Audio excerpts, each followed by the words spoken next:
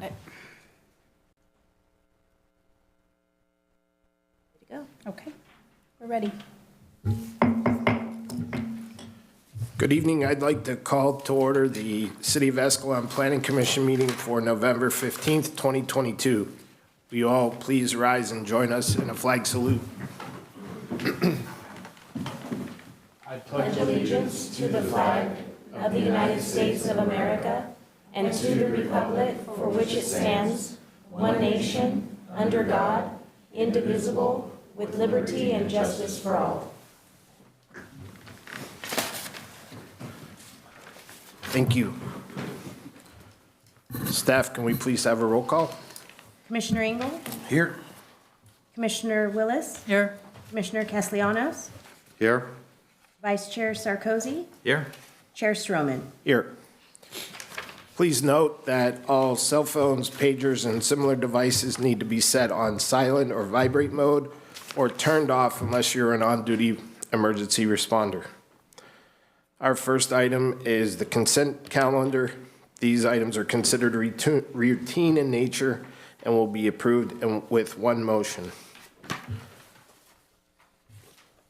Do we have any comments regarding the minutes from October 11th, 2022?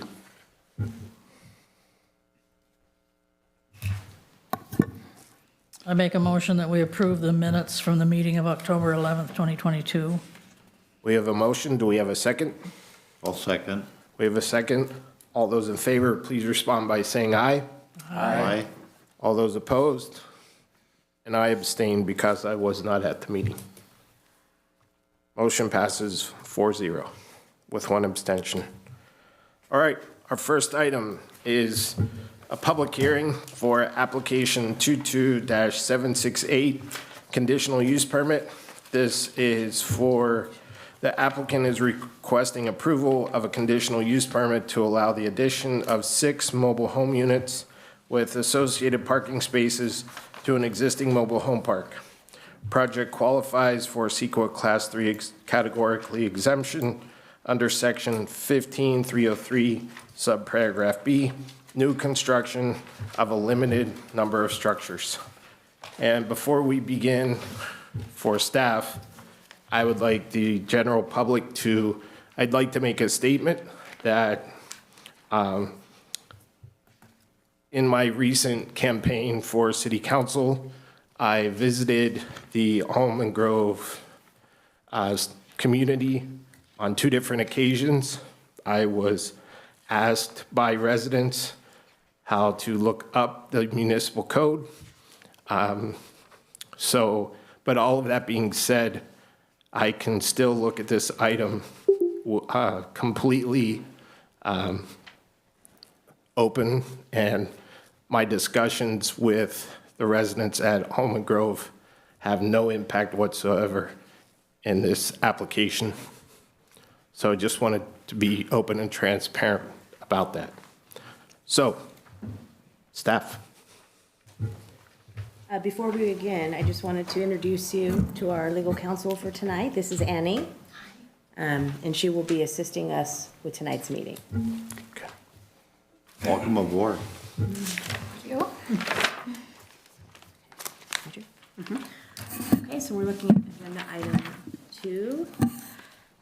Almond Grove Mobile Home Park is located on the south side of Jackson Avenue at the eastern edge of city limits. The mobile home park is currently in a legal non-conforming status since the mobile home park use exists on lots zoned R1, which are considered low-density residential, and use of the site as a mobile home park is not one which is currently allowed in the R1 zone in accordance with Escalon Municipal Code Section 17.11.040. Properties may become legally non-conforming due to annexation, amendments to the zoning code, or rezoning. According to county assessor records, the 7.57-acre, 106-space mobile home park started construction in 1968 and was completed in late 1970. City records from this far back are not clear, and staff is unable to pinpoint if this area was zone R1 at the time the mobile home park was built, or if the property became non-conforming due to subsequent rezoning. City records do not show that a conditional use permit was obtained on the property at the time the use of the site as a mobile home park began. Regardless, it is clear that the mobile home park is now a legal nonconforming use within the city. Under California law, generally speaking, legal nonconforming uses are allowed to remain as long as they are not abandoned, modified, or otherwise intensified. Consistent with these principles, the Escalon Municipal Code allows legal nonconforming residential uses to continue indefinitely. However, a conditional use permit, also known as a CUP, is required when the use is being expanded or intensified. A CUP is required on this project because the applicant is proposing to expand the nonconforming mobile home park use on an R1 zoned property. The applicant is seeking approval to add 6 mobile home units in the southeast corner of the property, which is currently utilized by Almond Grove tenants to store their recreational vehicles. The applicant is proposing to add 3 24 by 50 mobile home units and 1 12 by 50 mobile home unit that would be accessed from the existing street, and 2 12 by 60 units that would be accessed by a newly constructed access driveway. The CUP for the expansion of the mobile home park use, if approved, would encompass the entirety of both parcels on which the mobile home park is situated, not just the new 6 proposed units. While the city is able to require a CUP for the project, the city's scope of regulation is limited, as mobile home parks are primarily under the jurisdiction of California Department of Housing and Community Development, also known as HCD. The HCD Mobile Home and Special Occupancy Parks Program develops, adopts, and enforces state regulations for the construction, use, maintenance, and occupancy of privately owned mobile home and special occupancy parks throughout California. When approving a conditional use permit request to expand nonconforming uses, the Planning Commission must evaluate whether it can make all of the following findings found in Escalon Municipal Code 17.56030 for use permits. A, that the use is necessary or desirable in relation to the purposes of the Escalon General Plan, this title, and the economic, social, and environmental status of the city. The staff discussion on this item, the proposed 6-unit expansion is not desirable in relation to the purposes of the Escalon General Plan and Municipal Code, as the layout of the proposed units does not align with the density and setback standards of the underlying R1 zone.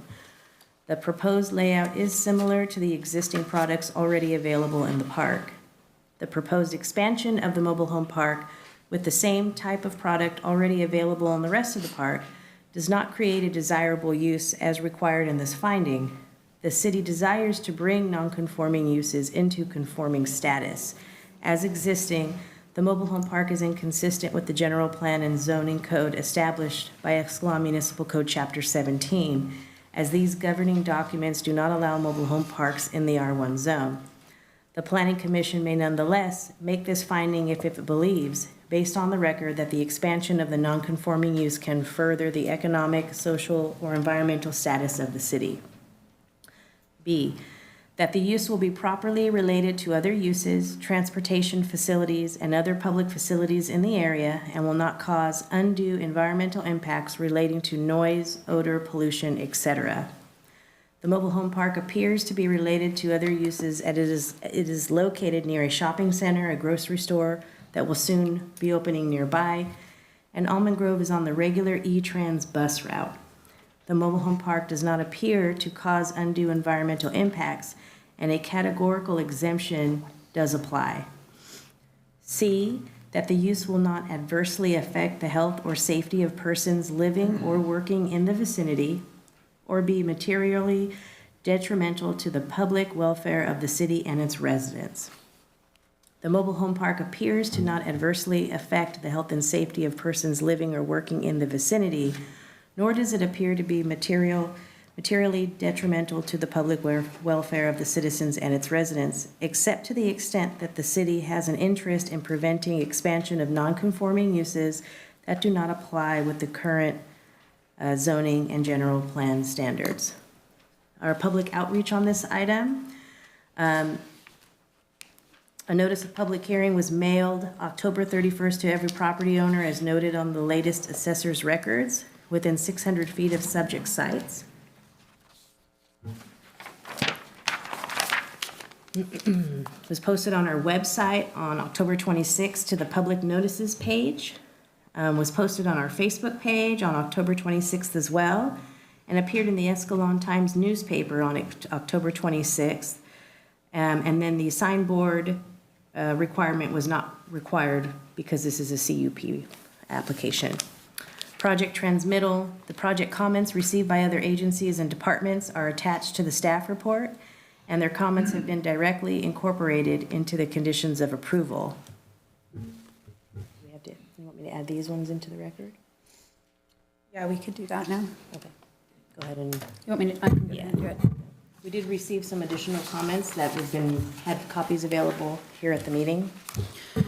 So after the agenda was posted and published, we did receive some additional questions and comments. And so those came in mostly via email.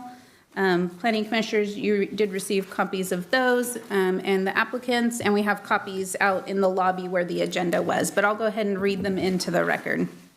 So we did receive additional comments from the fire department. They noted that adding additional units to Almond Grove brings two issues to the forefront for the fire department. First, a second means of egress would be appropriate and necessary. Second, the fire department has concerns regarding water supply for fire suppression. The current water system, to our understanding, is a private well. The fire department does not have any current information as to the condition of the infrastructure, readiness, flow rate, or its ability to supply enough water for fire suppression. And this email was sent by Battalion Chief Dan Morris. That information was shared, as I said, with planning commissioners and the applicant, project applicant. They were kind enough to respond back today. It was short notice, but they did respond. Oh, it was yesterday that this was being discussed. So they did respond. They noted that their willingness to work with the agencies to find successful solutions. And they did note under, if it wasn't a CUP, typical mobile home park development, that they noted that the current park has one ingress egress, and that there isn't a way to add a second ingress or egress. And they noted that the park currently has 106 units. They're asking to add 6 more. And that development code for mobile home parks are under Title 25. That's HCD, Housing and Urban Development, the state department that regulates mobile home parks, that their development is under their Title 25. And according to HCD, parks are allowed to be operated and built with 1 point of ingress egress.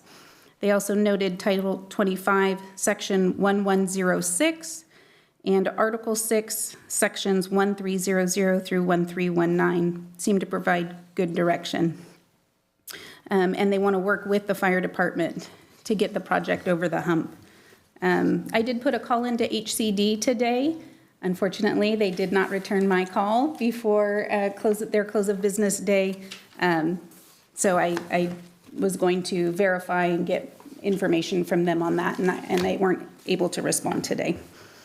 And then another public comment came in through email. This is from a Patrick Wolak. It kind of had 2 parts. Hello, Diana. Hoping this email finds you well. I called a few moments ago with comments, questions for tonight's meeting. However, I wanted to ensure my written statement was also received. Thank you so much for your time. It is truly appreciated. See text below regarding application 22768. If you have any questions, you may reach me. We have concerns about proposed application 22768 regarding the setback distance for the new builds. For all 6 proposed units, the rear setback distance is marked at 5 feet. These measurements appear to be in conflict with Escalon Municipal Code 17.14.040, where minimum rear setback distance is 20 feet. In addition, the current distance from Unit 212 to the adjacent southern property is less than 10 feet. We ask that the committee provide clarification on minimum setbacks for such a property. The committee may also consider the driveway width for these properties which should be 12 feet for driveways in a side yard not abutting a street. In summary, our concern is that the proposal does not meet the minimum setback distance requirements in the following areas. Minimum rear setback of 20 feet where current distance is 5 feet. Side distance minimum of 10 feet where distance is approximately 9.5 feet. Driveway and side yard width minimum is 12 feet where current width is 11 feet. And then they had a bit follow-up information. Thank you so much for taking time to consider my questions to the Planning Committee regarding setback distance. My personal concerns are related to the configuration of lots 212 and 213 respectively. While the majority of homes in the park have rear setbacks against the property line, Unit 212 would have a side setback against the southern property. Other corner units are set at an angle with a maximum height of 20 inches. I am very much concerned about privacy. I do not have any objections to the development of this private property, but I would like the committee to take into consideration the privacy of those occupying an R1 low-density residency zone and how the configuration of the proposed mobile homes may impact the homeowners on the adjacent property, not to mention the tenants of the mobile home. Please advise of any options to this concern. Patrick. And that ends the additional public comments.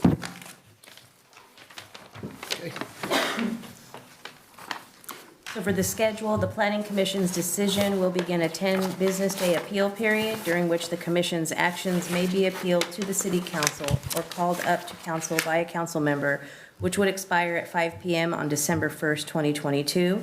If approved, there is no appeal filed within that period, the applicant may proceed with the project. If denied and no appeal is filed, the decision of the Planning Commission is final. The current cost to file an appeal is $690.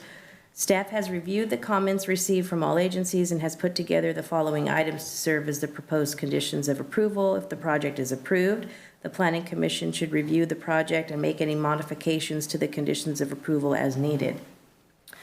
Our recommendation is for the Planning Commission to conduct the public hearing and consider the use permit application subject to the conditions of approval, and if approved, direct staff to file a notice of exemption with the San Joaquin County Recorder's Office. And then we do have our procedure, which is to open the public hearing and take any public testimony on this project, which would include the audience and anybody by phone or go to. Close the public hearing, and then if the Planning Commission determines approval is warranted for this application, make those findings for use permits as described in EMC section 1756030. Approve the use permit application subject to the conditions of approval as proposed below or as modified by the Planning Commission, and then direct staff to file that CEQA notice of determination with the Recorder's Office. And then before you, we do have the proposed conditions of approval. The specific conditions are the ones that we discuss and typically make the most amendments to, and then the standard conditions are usually the ones that follow every project that typically comes before the Planning Commission. So the approval, if this was to move forward, would be approved tonight, November 15th, allows the addition of 6 mobile home units at the southeast corner of the properties as shown on the proposed plan set Exhibit D. And then we do have a section in there for item 2 on the access agreement that the owner has the option to merge the 2 contiguous lots or record an access and maintenance agreement for access to parcel 2307 Jackson Avenue. The 2307 Jackson Avenue parcel shall be accessible from the driveway and private streets located on parcel 2505 Jackson Avenue. And then there's a comment in there regarding the sewer connection fees. Sewer connection fees are based on a per unit cost. The project shall pay a single family sewer connection fee for each of the 6 new mobile homes. And then if you'd like to review any of the standard conditions, let us know. And if you have any questions, feel free to ask. Right. We will move forward. Let's start at this end. Commissioner Castellanos, any questions for staff? I always have questions, you know that.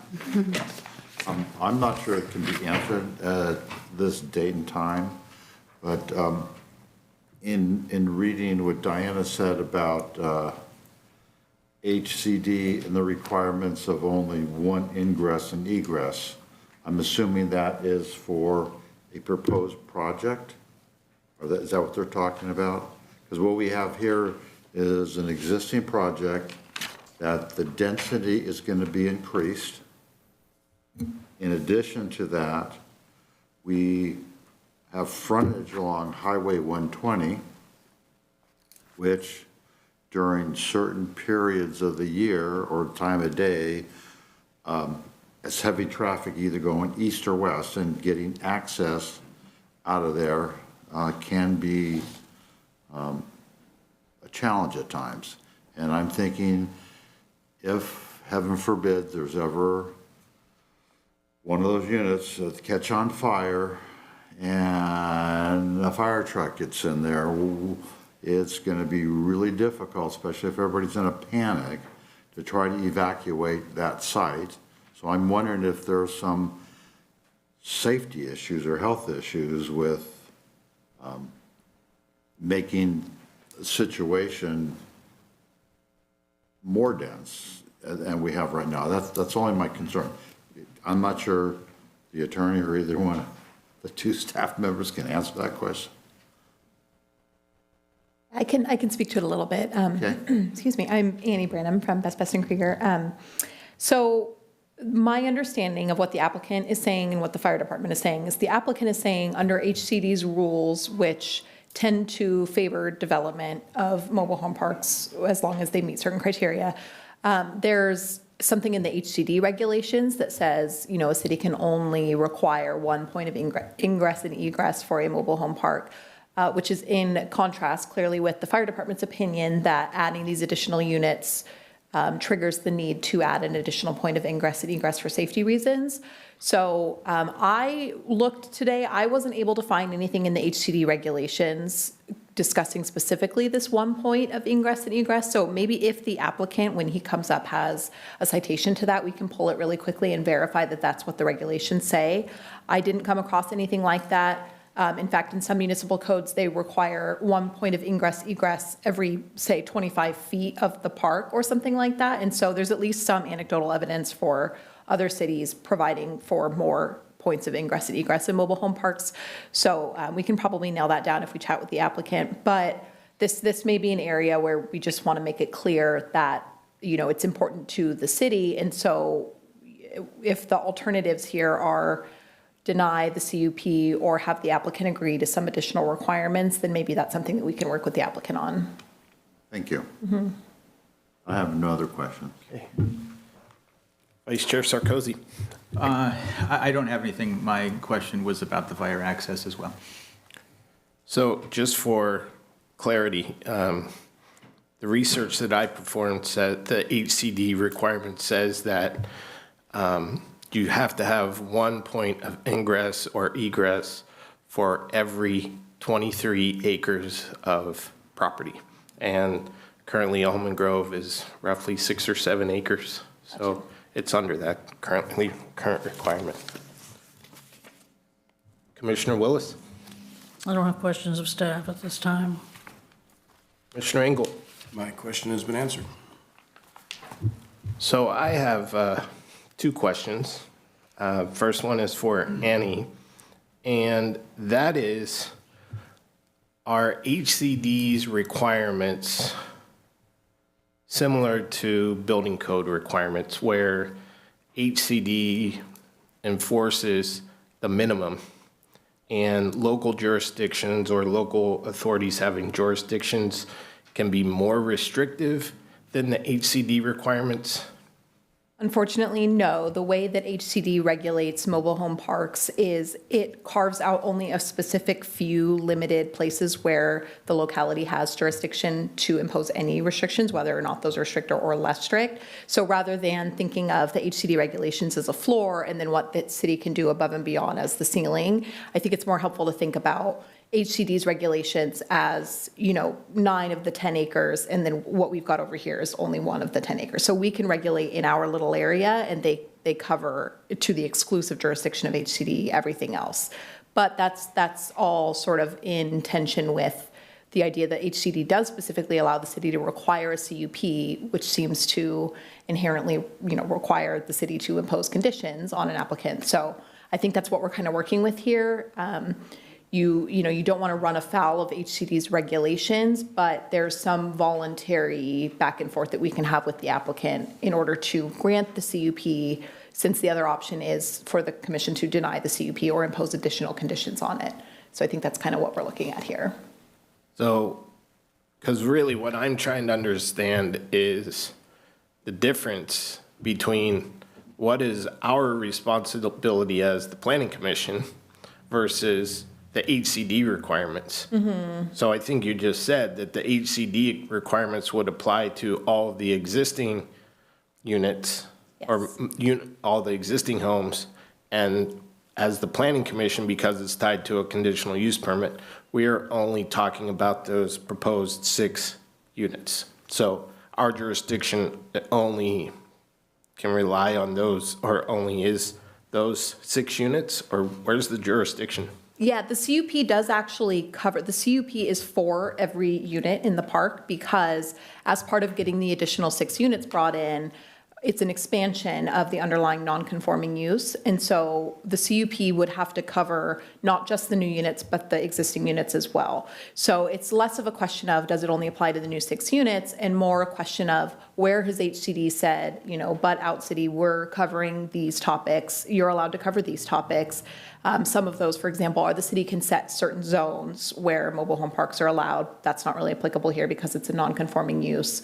So there's a very sort of short list of things that the city can do aside from a CUP. So maybe it's helpful to think about it that way. You've got your CUP, which sort of sits on top of. Normally, you would be able to do very, very little. But with the CUP, you're sort of entering into a conversation with the applicant and saying, we have latitude in the CUP process to do X, Y, and Z. Are you willing to work with us so that we can approve your CUP with these conditions? And then they will no longer be a non-conforming use. They'll be a legal conforming use, and so they don't have the issues associated with being non-conforming anymore. But the CUP will cover the entirety of the project. And so that's one way to sort of bring in jurisdictionally some of the units that are otherwise untouchable as a legal non-conforming use. And my last question is for staff. I don't think we have a specific zoning section related to mobile home parks currently, do we, in the municipal code? No, we do not. Okay. All right. If there's no other questions, I would like to open the public hearing at 7:02 p.m.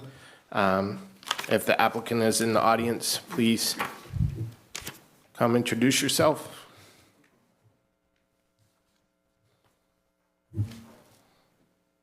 Hello, Matthew Davies with the Almond Grove Manufactured Housing Community. If it would please you folks, I would prefer to wait till the end to speak because I understand there's some public comments and I'd like to be able to have the opportunity to address those as well and not burn through my time up front. It's entirely your choice. Okay, thank you. All right, so if any member of the public would like to speak up, please come to the podium, state your name, and tell us what you have to say. Anybody?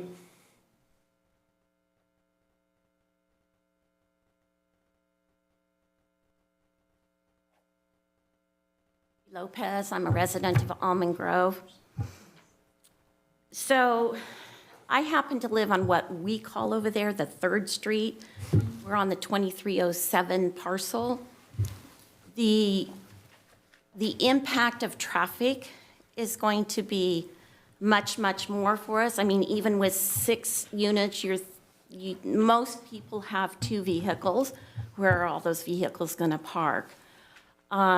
We do utilize that space now as additional parking for RV, and we pay astronomically for that parking spot. I'm against it. I'm against it because it takes away that RV parking. It's going to add more people. We're not quite sure where the owner is coming from on certain ideas from when we were initially introduced and had our initial meeting. So I think there's plans to change our park in different ways yet that we haven't seen. The fact that our rents have gone up astronomically is out of control, but I am against it. I'm against it. We have people that walk the streets for exercise, people who walk their animals for exercise. And at this point, you put in 12 more vehicles coming and going out of a gate that's been installed and not working. It already is congestion at the security gate. It's already congested, already becoming a problem. So I just wanted to state my opinion. Thank you. Thank you, Judy. Anyone else?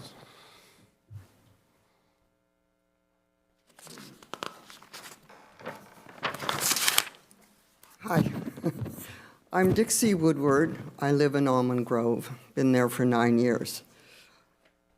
I'm against it, period. It's congestion. Your concern about the fire department and their concerns about, we've been very lucky not to have anything done, you know, any fires or whatever. But that's a big thing because we're talking about older people. If we did have a fire, and there, some of the things are close, and we have older people in there that wouldn't be able to get out because they're confined in their homes, or they've got health problems, or all kinds of things that would go on, that it would be extremely difficult for that particular safety type thing. And like you say, getting on 120 is a nightmare at times. We don't have even at nighttime, we don't have lights coming in. But aside from that, the owner, when he first came, said that he would put in units that would be like the ones that we have there, which fit in. They are double wides or single wides, and they fit into the lots, so you have a place to park and all that sort of thing. If he's going to have the example of what he has brought into units that have taken away the parking spot for anybody to park their car, they have no patios, they're all the way to the front of the road and all the way to the back of the fence, and they're also wider than 90% of all the rest of our mobile homes. So if that's an example of what he thinks he's going to bring in, then you need to stop him. You guys need to do your job and confine him or make restrictions enough, whatever's, quote, quote, legal, to keep those units small. But I'm like the rest of them. I just think it's going to mess up our whole complex area. And I don't think we need any more. So that's my, thank you. Thank you, Dixie. Yep. I said thank you. Okay. Anyone else? Thank you very much. My name is Patrick Wallach from 2340 Spring Drive. I submitted the email comments that were read earlier today. So I'll clarify, I was talking about the 20 feet, not 20 inches, so I'll say that for the record right now. So, you know, as a homeowner on that side, I'm very empathic to the concerns of the mobile home community and like what you're facing, especially if these are put in. But I'm obliged as a homeowner to express my concerns with the privacy due to the layout of the one where the window-facing side is going to be in my backyard at approximately a maximum of 20 feet. And so I think with the side setback, I think it's a unique configuration compared to the other mobile home units in the park where the corner lots are set at an angle. And so, you know, 3 out of the 4, you know, have that angle set, where this one would have ones that are kind of sandwiched in there. You know, I won't beat a dead horse here. You've seen the plans, we've talked about it. But as a homeowner, I did want to just say that for the record, and I appreciate your time. Thank you. Thank you, Patrick. Anyone else?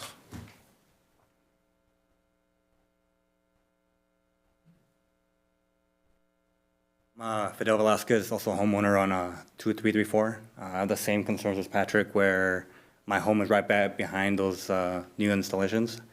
And I'm hoping that we keep that 20 feet for privacy. The safety is a concern, the fires that could possibly happen, especially as, you know, warming happens and just in general, the safety for us as well as the inhabitants of the mobile home park. So I'm also, hopefully we consider that safety. Thank you. Anyone else?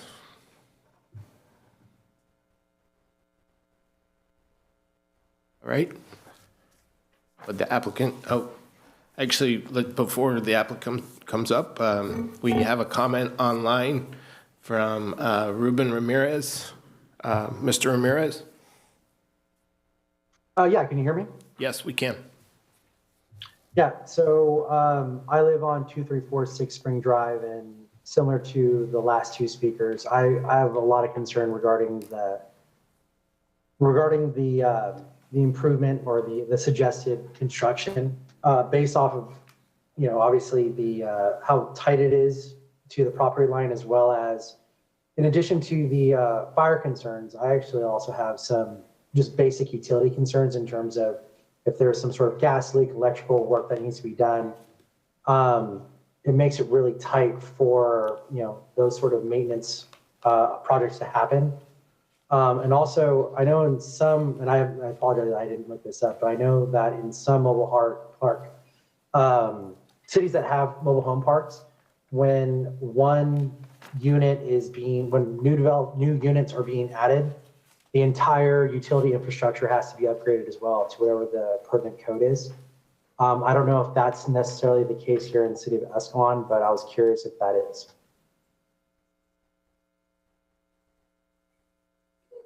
Was that a question? That is a question, yeah. Staff?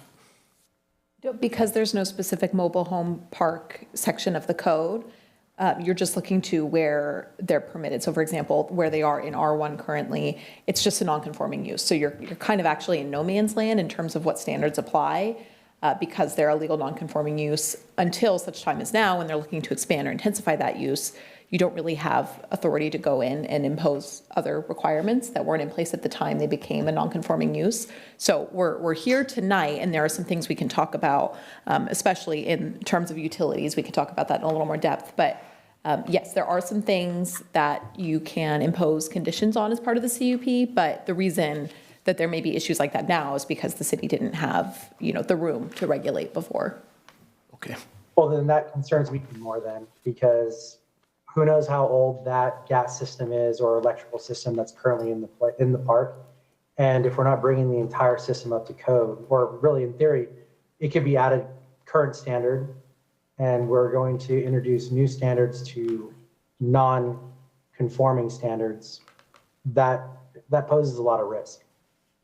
So that's I should say too that they, as residential dwellings, they are required to comply with the building code and state standards like that. So if it's truly a code enforcement concern or a safety concern at that level, then that's something that, we could have code enforcement staff, for example, go out and take a look at. But they are required to comply with certain, state level health and safety code requirements. Has that been viewed yet by the inspectors?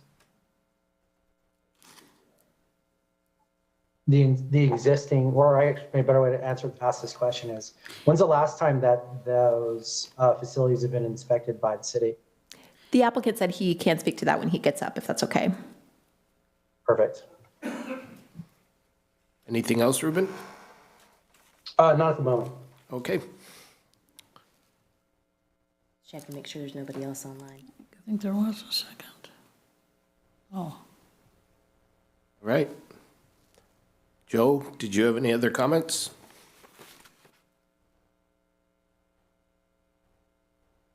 All right. Would the applicant like to come back to the podium? Okay.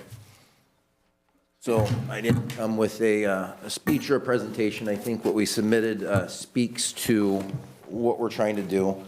I'm going to go through some bullet points, some things I heard, some things that I read, just to add some clarity across the spectrum.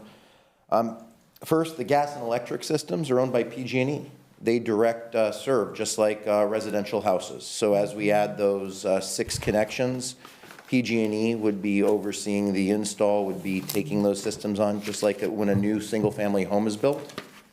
we don't have anything to do with that utility system. So if all of the single-family homes behind us are safe, and we're safe, you know, it's this, as much as we can trust PG&E. I know that whenever there is a added development, there is a NIMBY attitude. Sometimes people aren't happy with it. I know when things are trying to be built near me, I'm not necessarily a fan. I like things how they are. But to put this in perspective, the neighbors that have called in, I mean, they've lived behind this mobile home park. Actually, this mobile home park's been there since before they were there. This park's been there about 50 years.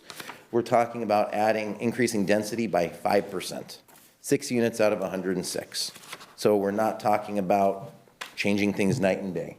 These houses that back up to it, they're looking at the mobile homes. They're backing up to them. It's been the status quo. We're not really talking about changing the scheme, the overarching layout of the park. We are not on well water. We're on city water. We have our fire flows tested as part of our permit with HCD. We're required every 5 years to have fire flow tested and meet those requirements. We do meet those requirements. Otherwise, they wouldn't give us our permit to operate each year. Our last test was done about 3 years ago. The park is currently in compliance with all state regulations. All of the lots have been constructed to what we call Title 25. I heard a question about building code. Single-family homes are built to Title 24. Title 25 was created specifically by HCD for mobile home park developments. All of these plans and whatnot have been engineered to meet state code, to make sure it's safe, it's a healthy place to live, and it'll be safe. I would say I've heard some things about a gate. We had about over half of the residents tell us that they had concerns with people coming into the community. We spent $50,000 putting in a really cool state-of-the-art gate. Now we're hearing that because they don't want the lots, they don't like the gate. I guess we could pull it out. I wouldn't choose not to, but it's kind of ironic that I'm hearing these complaints now about a gate. These 106 spaces have been there for 50 years. How has the traffic flow been for these 106 spaces? How have the accidents been? How has fire safety been in the last 50 years? Again, we're not reinventing the wheel. We're talking about something that in a lot of development codes is called a minor, I forget what it's even called, not a minor subdivision, but it's an expansion within what the normal scope is. We're not asking to, again, redesign it. We've heard about the RV storage. The RV storage is not used by our residents much. It's about 1/3 full. I was just there this evening. In fact, we do lease it out to outside people to try to generate some revenue. I would say at the end of the day, we have maybe 3 or 4 RVs that are within the, from residents within the park. I would point out that I sound a little stupid saying it, but we're in the middle of a housing crisis. You hear it everywhere. Let's get units in. Let's get units in. We have a park that's there, a medium density subdivision that meets the needs of this community. It's an affordable housing subdivision. We're talking about adding 5 affordable housing lots that help this city meet its affordable housing goals. You guys all know your AMI, average median income. You know you've got to hit your RENA numbers. And these units go towards your goal. It's not building a new subdivision. It's within the footprint. It's pretty clean. The project, again, meets all Title 25 requirements. I heard an issue about parking. Each site provides 2 on-site parking spaces, typical manufactured housing in a multi-section home. You have a carport, and mobile home, manufactured home, carport, 2 cars parked in the carport. The new spaces are going to be like the old spaces. They're similar in size. They're similar in amenities. If you're happy with this source of affordable housing with our project in your city, then we're going to provide you more of it. If you don't like the project at all right now, then I can see why you're not going to approve the 6 more units, but there's going to be nothing between the new and the old. It's just a matter of if we're going to add these units or not. Last thing, the 2020 Housing Act that's talked about for the housing crisis. Newsom passed all these things to streamline. The idea is that we're trying to add housing where it's compatible within the use, and we think that we're a compatible use. That's all I have. I'm here to answer your questions. All right, this time we'll start with Commissioner Engel. Personally, I think that there's a lot going on there, and some further investigation is really needed. I'm seeing some things here that there are some concerns that were brought up during public hearing. There were some concerns that were brought up by the fire department. I don't necessarily have any questions, but I have some concerns about the time that we have allotted for approving or denying this project. It's just my opinion that we could use some additional time. All right. Commissioner Willis. Couple of things. A few of the people have expressed concern about privacy. Is it standard for the end of a mobile home not to have a window? So like 208, 209, 210, and 211, there won't be a window overlooking the fence? But then 212 will have a window on the side? All mobile homes, all manufactured homes have windows on all four sides. All 20-some single-family home residents surrounding the park all have windows looking through the fence at about, the fence privacy is about 6 feet. They're below it. All the setbacks are 5 feet.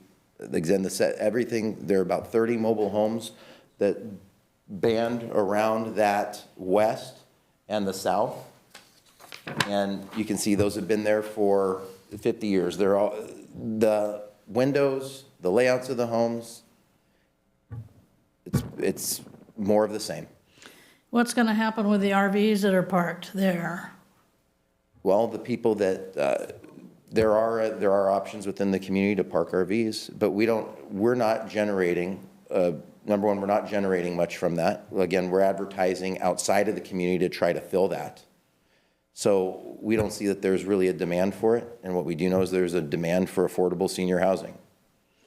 When you look at the map, it looks like the amount of ground that is being devoted to 6 might better hold, say, 3 or 4. Is that a consideration to reduce the number of mobile homes to put on that piece of ground? A typical manufactured house is 24 by 56 feet. A typical lot, if you look at a cookie cutter lot, as HCD sees it, is a 40 by 60 or 65 foot lot. You generally don't go over 40 feet. Again, you can cut down density, but you're cutting down your affordable housing units. So you can, if you guys don't want it, I get it. Say no, we'll move on. Thank you, have a good day. If you do want it and you want to add the units to the city, we're there. If you want us to add 2, I don't know if that would necessarily pencil as we're going to redevelop that whole little area, and we'll just say no. We're here to try to help you guys. We're here to, number one, try to develop this land so it's put to its best use instead of just sitting there. And number 2, we're here to give the units to the community. Sir, with all due respect, you didn't answer Commissioner Willis's question. I apologize. Could you ask it again then? I didn't understand. I must have missed it. I apologize. Could 3 units be put on that amount of ground rather than 6? 1 unit, 3 units. In fact, we could probably fit 8 or 9 units and still meet code. So yes, we can do 3 units. Would we be interested in doing 3 units? No. Wouldn't pencil out? No. Having talked to people with the fire department, mobile homes are notorious for going up quickly, and as close as these are proposed to be to each other, it seems like firefighting would be not too effective. These 106 units have been here for 50 years. Well, but they've got more space between them, and they have more ground underneath them. Same size lots, same setbacks. The state setbacks have been 5 feet from, let me be specific here, 5 feet from structure to structure, 8 feet wood to wood in the setbacks after 1971. It's either 61 or 71. Prior to that, it was 6 feet wood to wood. These homes have all been set back. If you look in the rear, you're 10 feet between the homes, 5 plus 5. Sometimes you're 12, sometimes they're smaller, but again, we're going with the code that was been there since this park was built. We're not changing one thing from when this park was built in terms of the code. Well, I can see you're using numbers. I'm looking at the drawing here. I don't have measurement of the land except what you've got here. I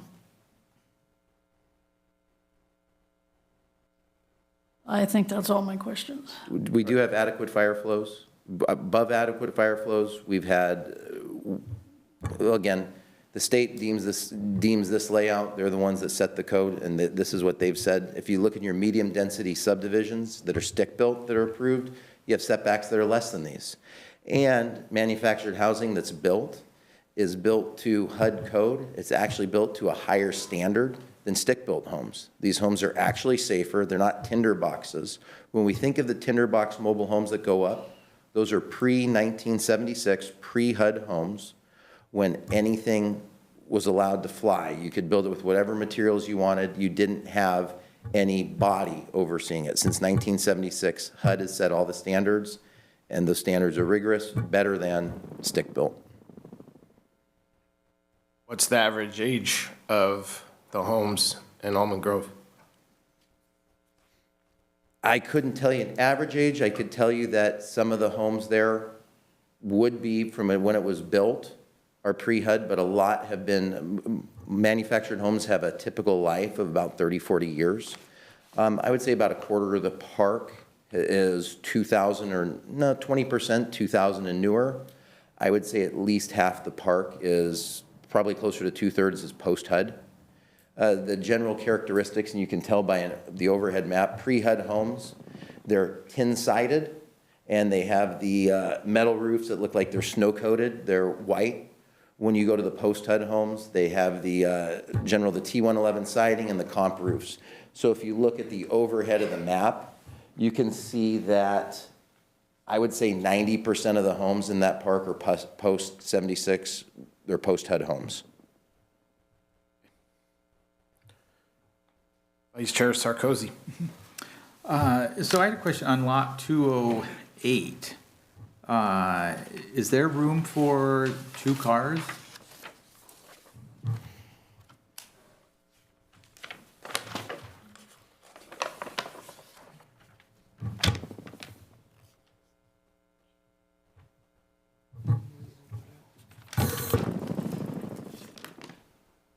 Which one?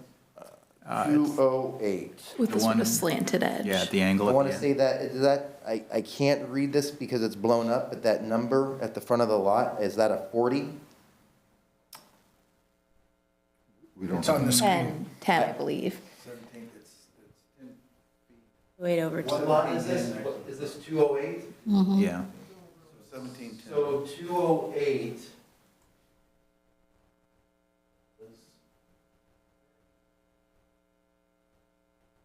That is next to the Yeah. So that home's set up for a single, no, that was set up for a double wide, so it's 24 feet wide. You notice that it has 5 feet of parking, 5-foot setbacks on one side, 1710 on the other. But John, that's not an accurate drawing. This is straight across. I don't know where this angle's coming from. That's not 10 feet. Yeah, it's here. You should fit 2 spaces in there still. And And if, you got a 10-foot setback. We pushed them 10 feet off on that model, when again, Title 25 says, actually, and you look at a lot of mobile home parks, you flush up the home with the front of the lot. So we've got 10, we've got more there. Yeah, we've got another 20 feet. so The the, street, 2 spots, absolutely. so the, at the 10-foot setback off the street, you'd park a car there? No.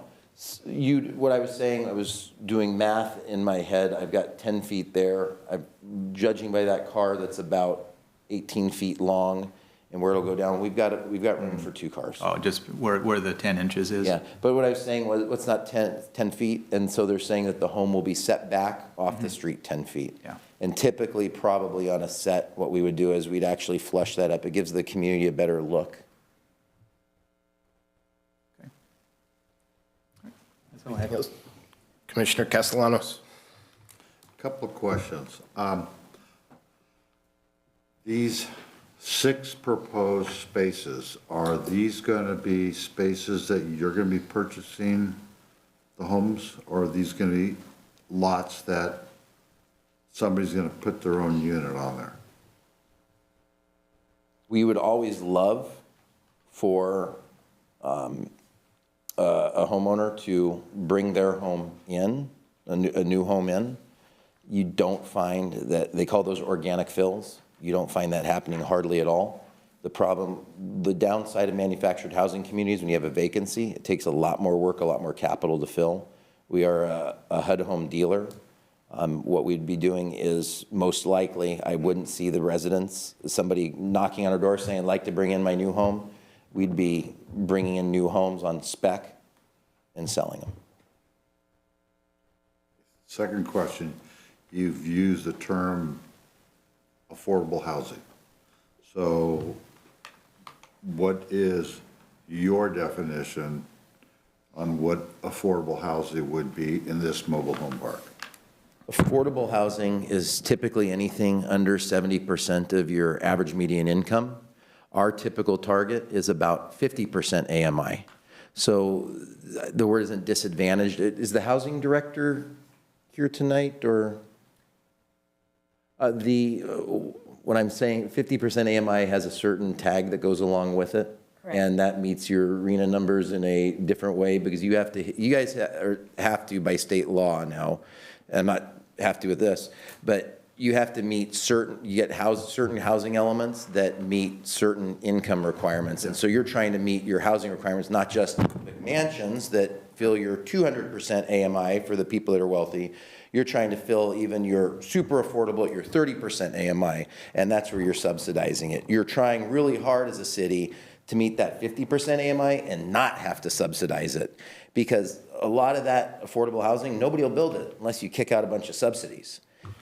So anything below that 70% is where cities really struggle. That's where manufactured housing makes its mark, and that's why we're affordable housing communities. Our typical person, makes about 50% of the average household income in this city, Okay, so if less. Let me rephrase that. Can you tell me the dollar amount of what you think affordable housing would be in this development? So the home, we're not trying to sell it at a profit. We'd be selling it at break even, but I'm going to give you an exact number. I'm just looking for a number, that's all I'm looking for. The home out of the factory setup is going to cost us about 120 grand, and that's roughly what we're hoping to sell it for. So everything, the carport, the skirting, all of that, the connection, all that's $125,000? They're coming out of the factory today at 90, setup's about 35. We're looking at about 125. Give yourself a little fluff in there. Maybe you're at 140. If you have commissions, carry costs, you could be at 140, you could be at 150. If you're at 150, you're having a hell of a time selling it. Your sweet spot is to get it out there for about under 130. So there has been sales in that mobile home park in the $140,000 range. So you're going to be putting in a brand new unit for less than an existing unit is selling for? No frills. We're not decking them out in granite and big backsplashes and double big master bathrooms. I could put a home out there for 200 grand. I don't know if I'd sell it. I don't think I would. Okay. And that's a risk that we're going to take next. If we make this project, we're going to invest we're going to put $250,000 into the infrastructure to get these lots ready. No, not that much. Probably 30 with fees, maybe 200. And then we're going to spend another $1 million putting in homes, carrying those homes until they're sold.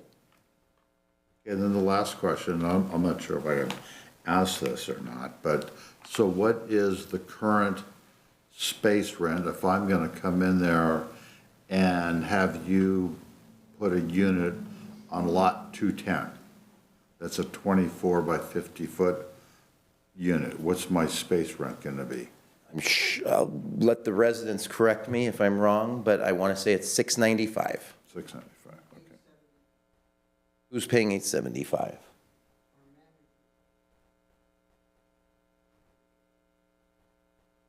Okay, I don't think anybody in the park's paying that. I don't know if that's accurate. If you said $795, I could say that's potential 875 sounds off to me, but Okay. Just another question. Are you willing to, if we come up with some, try to compromise on figuring out how we can get this thing to work as a win-win, or would you be agreeable to maybe have some restricted units for seniors? we're already a 100% senior park. Okay, so, We're not an all-age park. okay. So it's my understanding that I don't think that has been recorded as a senior park, has it? Okay. In mobile home parks, you don't record it. It's done through the, I forget the name of the federal act that goes for, because senior parks are tricky because HUD generally doesn't like discrimination of any sort. You're not supposed to discriminate based on age, but they made a carve out. And so there's certain requirements. We take surveys. There are a number of requirements that I can't specifically speak to that we do to maintain that status. It's important to us. If we didn't want it to be a senior park, we could change it. We want it to be a 55-plus community. Okay, so would you also look at restricting a portion of the park for maybe low-income seniors? Would you subsidize it? No, I'm asking you. No, if you want 30, 40% AMI and you want to subsidize and add restrictions, then I'm coming knocking on the city's door like any affordable housing developer and asking you folks for some money, because a project works with a market rate project works without subsidies if you let us make it work. If you need us to meet more requirements because you need 30% housing, no, we'd need then I'd be knocking on the door asking for subsidies. Well, that would make sense if this is a new project, but this is a project that's existing. It's a non-conforming use. You're asking to expand it. We're just looking to see if there is any give on your side to see if we can come up with some way of making this thing happen. Oh, We're doing what you're already asking us, so I don't understand. no, just a couple things. Restrict a portion of the property, the mobile home park, for senior citizens, so there's, whatever that number's gonna be, we're not talking about numbers yet, but would you be interested or willing to set aside a certain number of those units for seniors? We're not going to deed restrict the property, Okay. but we're already setting aside 100% for seniors. Okay, so I'm actually looking for a yes or a no answer, as opposed to what it is today. I mean, what rents are today and what rents are gonna be 4 years from now, we don't know what that's gonna be. It's today. What I'm looking at is, and if you build 6 more units out there, you got those. We're trying to see if we can get this thing work. I have a concern.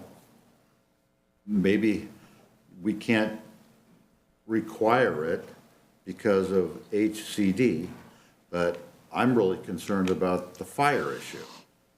And the suggestion is if you could get some other sort of access so there could be a second way out of there. I mean, thank God there hasn't been a fire in that park. This is why HCD sets the standards across the state. If you can imagine going to a planning commission and a city council in 300 different jurisdictions, and they tell you that they want the mobile home on a quarter-acre lot, and you're at 4 to the acre, and they want to restrict this or that. There's a set reason, and HCD says that with this size, we're good on the ingress egress. I get that fire brought it up because you guys have a standard in the city. Other cities have different standards and do things differently, each city to his own. But that's why HCD set this preemption up, so there'd be a one-size-fits-all. So I would tell you that the state, who oversees these, believes this to be safe. And in my 20 years in many, many parks, when we have a fire, and fires happen in single-family homes, sometimes they happen, the only time a park burns down is in the Paradise Fire or the Tubbs Fire.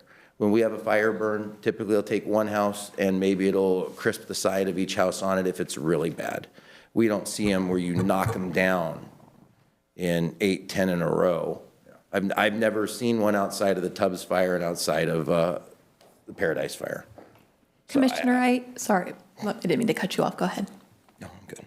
I just was going to say, I may be able to shed some light on the senior specified units question. One option that is available to the city, because it's one of the specific areas that's carved out of the preemption that HCD sets those standards, the city could amend its zoning code. And so what we would probably be talking about is continuing the CUP until we could talk about what that would look like. But the city could amend its zoning code to clarify that, mobile home park uses in the city or just in this one specific area, we can carve it out or we can make it citywide, are restricted to seniors only. You can make it, family mobile home park, senior mobile home park, mobile home condominiums. There's different things you can do. The income is not a factor in that because there are a lot of, as he mentioned, considerations that go into restricting income levels in a park, but the age issue is one that the state has spoken to and said a city can make its zoning code clear that in a specified area, if there's a mobile home park, it has to be age restricted. And it may not be done through a deed restriction, as he's mentioning, again, because there are state considerations. But what you would do is be able to enforce it through your own municipal code at that point. You've got a problem when you talk about forcing a type of use, and we're going to speak candidly. And if there's a deed restriction on the table, we're not in, and that's fine. I can show you parks in Yucaipa down south in more populous areas that are 1/4 empty where they've added these restrictions for senior housing. Senior mobile home parks, 30, 40 years ago, it was where semi-affluent whites went to retire. What has happened to mobile home parks over the last 30, 40 years? They've gentrified, the opposite of it. They become a stepped-up housing source for the communities of color, if we're being frank. It's the first form of housing. It's their step-up housing. As a park is not able to be filled with senior parks, they get turned over. I'm not going to agree to a deed restriction when 20 years from now, seniors have even less desire to live in a senior park, and we can't even keep it full. It is our desire. If I wanted to change it, I would have changed this 2 years ago. There's parks where I've changed them because we haven't been able to keep them full and there hasn't been the demographics to support it. We're going to keep it a senior park. And I think I told the residents when we took over managing this, we're going to keep it a senior park as long as it makes sense. We want to keep it a senior park. We very much want to keep it a senior park. They're easier to maintain. They're cleaner. The residents care more. There's innumerable upsides. But if you can't keep it full, you're not in business. So I'm not going to agree to something where 15, 20 years, the facts on the ground necessitate a change. What I am going to tell you is what we're doing and what we're going to continue to do for the foreseeable future, assuming that it continues to work and that this product type is something that people over 55 want to continue to live in. Sir, if that's the case, I understand kind of going off track, but what has the turnover been in the park since you took over as the owner? And we're full. We have, we've increased. I'd say we had 4 vacancies before. We have 1 now. We've actively filled empty lots. So, I mean, the turnover, I don't know. People move, people go. Typical turnover is about 5% a year. But, and it has, sorry, I'm going off track, back to application. I was just going to say, I know for a fact that there have been people that have either cannot afford the rents because now the rents are way too high, or have been served with eviction notices because they can't afford the rent. And you're coming before us saying, I want to do this, but I'm seriously concerned for our residents, in particular our seniors. We have a subsidy program that we rolled out with great fanfare. 10 people applied, 5 people were housing burdened. They all received a subsidy. How are those selected? The one-page application that is created to say yes to. And if anybody is hurting, let's talk to them. I believe in targeted aid. I mean, if you need, you take a rifle and you point it at the area you need to, you're going after. So we've done it. We have 5 people on the subsidies, and if there are any more that need them, we're happy to do them. Okay, let's bring it back to the application now. No more questions No more questions? Okay. of the applicant. If I may, have we closed the public hearing yet? I don't believe we actually closed yet. it because we were still waiting on the applicant, but just so we don't forget. No, the public comment is still open. Any other questions for the applicant? Mark already get his turn? Yes. I do. Okay. So the way that it sounds is you plan on putting in 6 new units, you plan on doing some infrastructure work, and then potentially putting another $1 million into the park. Is that correct? $1 million in homes, we're going to find, hopefully that we'll sell and we'll recoup.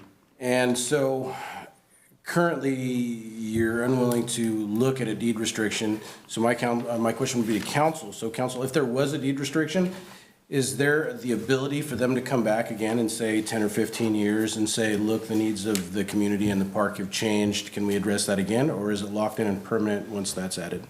So I should clarify, I may have not been clear before because it seems like the takeaway was that I was saying that there could be a deed restriction. What I'm saying is we don't want to go the deed restriction route because then you risk running afoul of the state and federal housing supervisors. What I was saying is that one thing that specifically allowed is for the city to change the underlying zoning, which would make it so that it's set aside by the city as a senior-only location. One other thing that I should say too, though, is the remainder of the parcel, so just except for the sliver where they're looking to add the additional units, even if you change the underlying zoning, you would have a phase-out period where, well, it doesn't sound like it would be an issue actually, because if it's true that the park is 100% seniors, then there is no phase-out. You've changed the zoning. Going forward, it's restricted, and by restricted I mean by the zoning code, to senior occupancy only. And so the zoning code could be changed at any time, again, by the city council and by you folks here on the planning commission. So we're not talking about a deed restriction in the traditional sense, like if you have an HOA, that's something that's recorded against your property. We're just talking about the zoning for the parcels at issue would be restricted to seniors. And then if that needed to change in the future, it would be a matter of just coming back before the planning commission and requesting it. Okay, so it would just be a change in zoning. But aside from that, there essentially is nothing stopping you guys right at that point from deeming 10 years down the road, we don't want to do seniors anymore. We can just open it up to an all-age park or whatever. And we can meet the other people in your community that need affordable housing. Yeah, I mean, we're here to provide this housing source to the people in the community that need it. If the seniors want to continue taking advantage of it, by all means, we want that. If at some point that doesn't happen, we're going to make a business decision to transition that community. It doesn't happen overnight. It's a typical, if you have a 5% turnover, it's a 20, 30-year process to really turn that thing over. But it's as you get a vacancy and you've got a home, you can't sell a home for what you're into it for, that's a sign that you've got a problem and you might want to look at it. Anything else, Commissioner Engel? We're good, thank you. Actually, I do have a question for you, and then we'll close the public hearing. Staff, can you go to the plan that shows the lots? Thank you. So you mentioned 5 homes. If I'm looking at the bottom, there are 5 homes listed. But on this map, there are 6 that are shown. If I said 5, I apologize. But I think the application's for 6. But it's also down here, new lot division lines, 208, 209, 210, 211, 213. It looks like they left 212 off of it because I see 212 in the lower right-hand corner. So you're I think the planning on description- 6 or you're planning on 5? The application's for 6. Okay. And one other question, can you move left a little bit? Thank you. Move To the left. The fire hydrant, is that existing or is that a new fire hydrant you're putting in? Existing. Okay. All right, any other questions, comments? Okay, We will close the public hearing at 7:49, bring it back to the commission. This time, we're going to start with you, Commissioner Willis.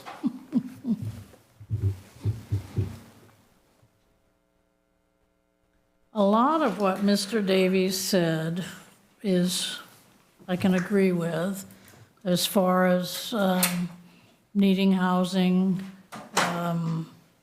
and whatnot. I'm thinking about the real estate market, what's been going on these last couple of years, what's going to be going on for the next few years. Are they likely to be, the spaces be filled, or will it take a long time to fill them? I agree with some of the concerns of the residents on Spring Drive.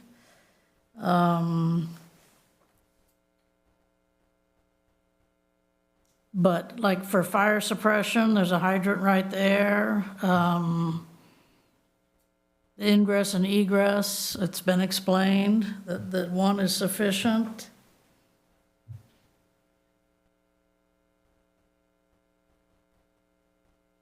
I've talked to people who know of people who had to move out because the rent got too high.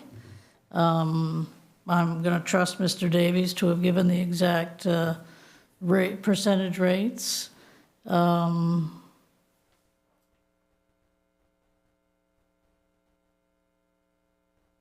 are my thoughts right now. All right. Vice Chair Sarkozy. Yeah, very, very similar. Yeah, I am concerned about the fire access, but I don't know if that's anything we can really push against.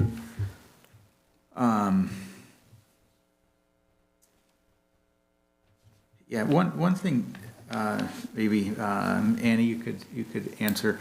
You know, as we think about new developments butting up next to existing developments, you know, there's the code about a second-story window overlooking the backyard. Does, you know, since these are maybe somewhat a little bit higher than a traditional one-story, you know, you probably step up, 3 or 4 steps to get to it. Does that window that faces the existing lots, does that play into that code at all? What you might want to think about, something that is within your specific authority under the state rules, is imposing a fencing requirement that sort of absorbs that issue. I think it's a little complicated because what you're doing basically is applying the underlying standards that are current in your R1 zone otherwise. And so you can be a little bit hamstrung by that as well if you don't have a specific mobile home zoning code that addresses those kinds of things. But as for this project as a one-off, and then, you know, looking forward, maybe we could do a code update to address some of these issues for future developments. For this project, you do have the ability to ask the applicant if he would accept a condition requiring maybe the fencing to be higher if there's a concern on the window front. Anything else? No, that's all I had. In fact, I know, in addition to the people that have spoken tonight, there is another resident on Spring Drive who doesn't like being out in their backyard because the person in the mobile home right behind can look right over the fence into the yard. So I think a taller fence would be a good thing to request if we go that route. Okay. Commissioner Engel. Really, I think I'd like time to explore that senior zoning option. That would be my option. Anything else? Okay. Commissioner Castellanos.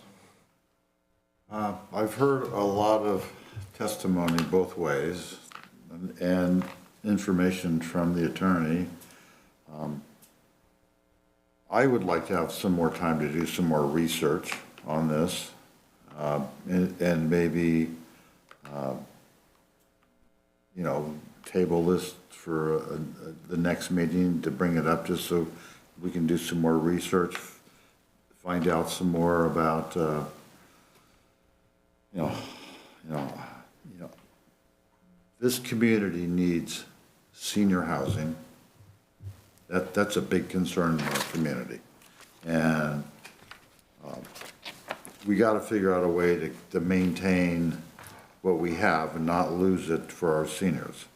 So I with Jeremy, I would rather instead of making a hasty decision, is wait, do some more research on this, and maybe we can get some clarification about the ingress and egress on one road. And so I would make the suggestion that we can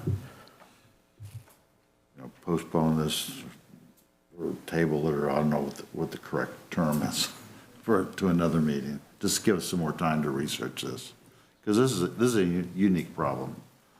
This is a. So I would just like to share some thoughts. And to start with, I understand that this is the way that the park has always been. However, as planning commissioners, our charge by city council is not to look at things the way that they've always been and look at an application that comes before us today. And I understand that this is the way that it's always been, but similar to what Patrick mentioned, in my opinion, there is no way that adding these 6 units is anywhere close to our current R1 zoning. It doesn't match. And outside of this application, we have had numerous discussions about infringing upon the setback requirements of an R1 zoning for a pergola. And we're not talking about a pergola here. We're talking about homes. And it's very concerning to me that this CUP is trying to conform the installation of 6 new homes into an R1 zoning that it does not match whatsoever. As mentioned, there are major issues regarding privacy for the residents along Spring Drive. And I guess I have one question, and then I'll continue with my thoughts. But staff, did you reach out to Jilton at all to talk about their garbage trucks? This application was transmitted to Jilton, and they had no comments. Okay. Because I know in my experience, even in my pickup truck, it's those streets are very tight. And for a fire engine to come through or a garbage truck, it seems like it's going to get even more congested. So I understand the concerns, but and the biggest concern, similar to what the other 4 planning commissioners mentioned, is the concern from the fire department. And I understand that HUD requires 1 means of egress and ingress for every 23 acres, but it's also our local fire department, and our local fire department is raising this concern and saying it would be very problematic. And unfortunately for the applicant, that's the situation that's faced when you're in a landlocked community. But the site is so tight, and I mean, there's just so many questions that I have regarding this conditional use permit, and quite frankly, I feel like some of the questions weren't fully addressed tonight. So I appreciate the residents who took the time to write letters. I appreciate the residents on Spring Drive that took the time to send the information to us as the Planning Commission, because we are your Planning Commission, and we appreciate you guys taking the time to come this evening and share your thoughts. All right. All that being said, do we have any motion on the table? If it would be helpful, I can clarify. I sort of see three ways that you could go with this, and we can take alternate motions in turn if we need to. But, I think you can deny the CUP based on the finding that it's inconsistent with the city's general plan and zoning designations. And that's just the 6 units. The rest of the park would continue on exactly as is. You would just be denying the CUP, which would prevent them from adding those 6 units there. So you can deny based on the findings in the municipal code. You can grant it as is with the conditions that staff have put together. Or you can continue this hearing to allow for some development of other options, or to work with the applicant, have the applicant talk to HCD, get their buy-in on any requirements that the city is looking to impose. Because I think that's what's happening here, is there's sort of the third-party elephant in the room is, we don't want HCD telling the city you've done something that's outside of your jurisdiction. And so I think if you were interested in continuing the hearing, that would be one way to work with the applicant, work with HCD to talk about what those requirements could look like, because it's possible that HCD would tell us, we don't care, go ahead and throw in an additional ingress-egress requirement if that's what you feel like you need to do. It's possible they could say, absolutely not, we will come and enforce if that's the case. So you could continue, you could grant as is, you could look to add some additional conditions and then grant, or you could deny as is. I totally appreciate those options. My only concern with continuing this is we heard from 2 planning commissioners specifically, and for those of you that haven't come to one of our meetings before, when we don't really have a warm and fuzzy about the entire application, we try to work with the applicants to figure out a happy medium, something that works for both the applicant and also helps us as our responsibility as planning commissioners. And we heard from 2 different planning commissioners, Commissioner Willis and Commissioner Castellanos, to try to figure out a happy medium and work with the applicant. And right, wrong, or indifferent, it's my opinion that the applicant is saying, well, we're not interested in working. If you want to take us down to 3 lots, 3 homes instead of 6 lots, we're not interested. And so my concern is, if we continue this meeting, will the applicant actually work with us and consider options, or is this just kind of a take it or leave it? So that's my concern. Any thoughts? Well, we could ask the applicant if he would like to work with the city. All right, so we will reopen the public hearing at 8:02. I'm happy to look at any reasonable options on the table. So what is fair and reasonable for you? Could you come to the podium, please? You cut the affordable housing units, you guys are just cutting your own throats, whether you realize it or not. It's not a popular thing to say, it might offend you guys, I apologize. But we're in the middle of a housing crisis across the entire Central Valley. We've got 6 lots we're ready to give you guys that help you meet your housing goals. I'm not gonna give you a deed restriction. I'm not interested in looking at it. I'm not gonna be hamstrung over 6 lots. I'd rather just say thank you. I appreciate you guys. I'm sorry that I misread staff. We came into this understanding that there was a desire to add these units, and that it was saying that was helpful to you folks, and it mutually met our needs. If we're pushing rope here, I don't want to push rope with you guys. And if this doesn't work for you, again, if you're worried about fire, and you're worried about this single ingress egress over this 5% increase, we've got a bigger problem right now. And maybe those 106 residents aren't safe. Maybe you guys want to talk about shutting the thing down and putting it into something that's more compatible with your use. Because there's really no difference between 106 and 112 units. How do you want me to work with you? We're going to make the business decisions on a senior project. Again, our actions speak for it. We're a senior project. Why would I come in here and tell you guys I want to continue being a senior project? I go change it tomorrow if I wanted. I don't understand what you want in terms of working with. So with that being said, would you be willing to come back and meet with us and look at rezoning that property to make it senior specific? No, not at all. And I would tell you this, while the city attorney did provide some clarity on that, I can tell you that the Oh, what is the park? American Canyon. American Canyon took a 750 grand hit on their lawsuit and had to pay out because actually in putting those things in there are unenforceable. And they've been litigated across California and cities lose. I'm not going to litigate with you. I'm not even going to go down that road. I don't care. Again, we'll just run it as a 106 space park. But no, we're going to make the business decisions that are best for the long-term health of that property, for the long-term health of affordable housing in the city. If we can fill the units with seniors, we're going to keep it that way. If we can't, do you want vacant units to sit while we try to meet a need that's a declining need?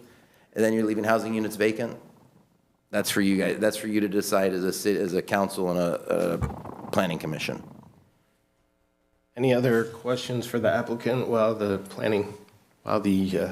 public hearing is open? Commissioner Castellanos? Commissioner Sarkozy? It would just kind of cross my mind, you know, we're talking a lot about fire access. Is there any option to, and it probably is a big ask, the property owner to the east getting some sort of easement along the whole back row of, 207 through 191 through 207? And maybe that eliminates one of the units? It's not financially feasible. I'd be lying to you if I said I would. I mean, we can go back, we could go negotiate with 3 different property owners for an easement and putting in a road. And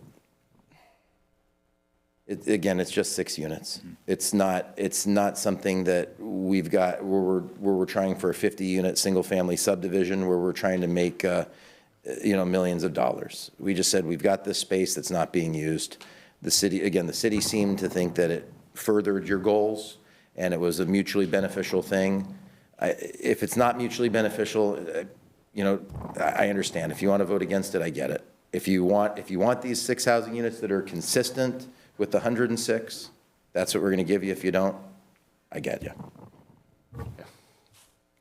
Commissioner Willis?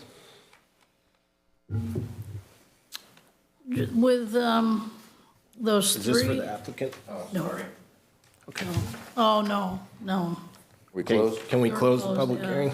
Okay, close the public hearing again at 8:06. Let me find my points. We've got the municipal code 17.56.030 for use permits. We have to find that the use is necessary and desirable, and the first sentence is that the unit expansion is not desirable. And if you've got a wrong, and then you compound the wrong, it still doesn't make a right. You still got it wrong because of the zoning. It sounds like Mr. Davies is not flexible for us to continue this and maybe achieve something more like what we've been discussing. And if it's time, I would like to put a motion on the table to deny the conditional use permit. All right, we have a motion. Do we have a second? I'll second it. We have a second. All those in favor, please respond by saying aye. Aye. All those opposed? Aye. Motion This passes. is the housing crisis, and this is why we have it. Thank you, folks. Have a good night. Motion passes 4-1. This application is denied. All right, moving on. We have another application. This is application 22-772, tentative parcel map with minor subdivision for the southeast corner of McHenry Avenue and Countrywood Lane, APN 227-320-230-000. The applicant is requesting approval of a tentative parcel map to subdivide a single 1.9 acre commercial lot into proposed parcel 1, which is 1.24 acres, and proposed parcel 2, which is 0.66 acres. Project qualifies for CEQA Class 15 categorically exemption, under Section 15.315, minor land divisions. Staff. Thank you, Chair. Just a note for the audience, if you want to stay, you are more than welcome to stay for the other items. If you don't want to stay, it's not considered rude to sneak out the back, that's fine. And then a secondary note, when this agenda was published electronically online, one of the exhibits during this item, the map, it had a scanning error and the whole map was not visible. So if you printed the agenda, after it was published, there are extra copies of just the map out where the agendas were in the front. You're welcome to go grab a copy of the map. Oh, thank you. So before you tonight is a tentative parcel map. They're required for all subdivisions of land creating 4 or fewer parcels. The applicant submitted a tentative parcel map wishing to divide the existing vacant 1.9 acre commercial parcel at the corner of McHenry Avenue and Countrywood Lane into 2 commercial lots. Parcel 1 would locate on the corner and be 1.24 acres in size. Parcel 2 would front Countrywood Lane and be 0.66 acres inside. The division of land, the division of this commercial land would have no effect on the zoning of the 2 subsequent parcels. It's commercial now, being divided, they both would retain the same commercial zoning after. The city has received a planning application for a McDonald's restaurant to develop on parcel 1. At this time, no application's been received for the development of proposed parcel 2. The tentative parcel map before you is only reviewing the division of land. Applications for the development of the McDonald's, as well as any future development of proposed parcel 2, will come before the Planning Commission at future Planning Commissions. Developments of those properties will have their own public hearings where the public can comment on site development. Escalon Municipal Code Section 16.03070 it prescribes tentative parcel maps for their design and improvements. The findings found below, if Planning Commission makes any of the following findings, then they should not approve the application. It's a little bit different than our usual findings. You usually want to make findings for a project. In subdivision, you don't want to make these findings. So that is number 1 through 8. Regional housing needs. Prior to approval or conditional approval of a tentative parcel map, Planning Commission should also consider the map's effect on the housing needs of the region. And the next steps, if this item is approved by the Planning Commission, the applicant may submit the final parcel map to the city where it's reviewed by the city planner and city engineer. Once it's accepted, the final map receives its signatures and is recorded with San Joaquin County. Fiscal impact, there's no fiscal impact to the city if the application is approved. Future construction related to the lot split that develops vacant infill lots, the city will collect development impact fees, increase property taxes, and potential sales tax once it's developed. City staff has reviewed the tentative parcel map, finds that the map is in conformance with the findings required for the municipal code, the zoning code, subdivision map act, and the city's standards and specifications. Staff recommends Planning Commission approve the tentative parcel map subject to the required completion of the conditions of approval. Our public outreach on the project, October 31, the city mailed the notice of public hearing to every property owner as noted on the latest assessor's roll within 1,200 feet of the subject site. The notice of public hearing was posted on October 26 to the city's website and Facebook page. The notice of public hearing appeared in the Escalon Times on October 26, and there were 2 signboards posted on the property on October 13th, 2022, one on each street frontage. Project comments received by other agencies and departments are attached to the staff report, or their comments are incorporated in the conditions of approval. Planning Commission's decision tonight begins a 10 business day appeal period, which expires at 5 p.m. on December 1st. Appeals, if denied and no appeal is filed, decision of the current cost to file an appeal is $690. Staff has reviewed the comments received from the agencies, and in light of the comments and its own review of the application, has put together the following items to serve as the proposed conditions of approval. Planning Commission should review the project, approve, or make modifications as needed. There's the procedures, proposed conditions of approval. A lot of the specific conditions are coming out of engineering because it is a parcel map. Approval of the map allows the applicant to file a final parcel map with the city engineer to be recorded with the San Joaquin County Recorder's Office, and this would create proposed parcel 1 and parcel 2 as shown on the tentative parcel map. There are grading conditions, mapping conditions, water conditions, sewer conditions, storm drain conditions, landscaping, lighting, and then we get into the specific conditions. If you have any questions on these conditions, do let us know. Essentially, no infrastructure improvements are required because it's just the mapping part of it. Once parcel 1 or parcel 2 are applied to be for development, that is when the infrastructure improvements happens, is with development. So if you have any questions, staff is here. We also have the applicant in the audience to answer any questions you may have. All right. Any questions for staff? So I have one question. So I just want to be clear, I did not get a notice of the 1,200 feet, but I do live on Deborah Circle, which I use Countrywood in and out every day, multiple times a day. Does that preclude me from any discussion, any voting? It would be within 1,000 square feet? If you're within 1,000 feet, but does your property sit within 1,000 feet of the proposed development? Is that the? I don't think it's within 1,000. You didn't get the notice. You're outside of 1,200 feet. Okay. And so as long as you feel that you can make a fair decision, you don't have to recuse yourself. Okay, thank you. Mr. Castellanos? No questions at this time. Commissioner Engel?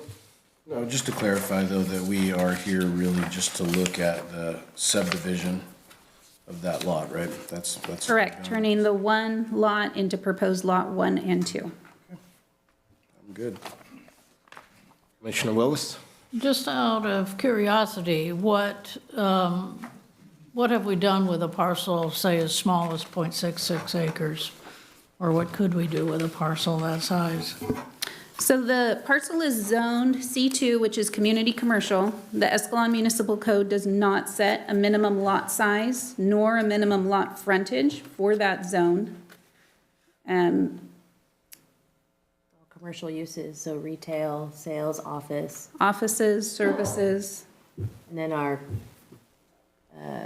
commercial zoning for C2 also allows for high-density residential housing in conformance with our development standards for R3, which would be high-density. Okay, thank you.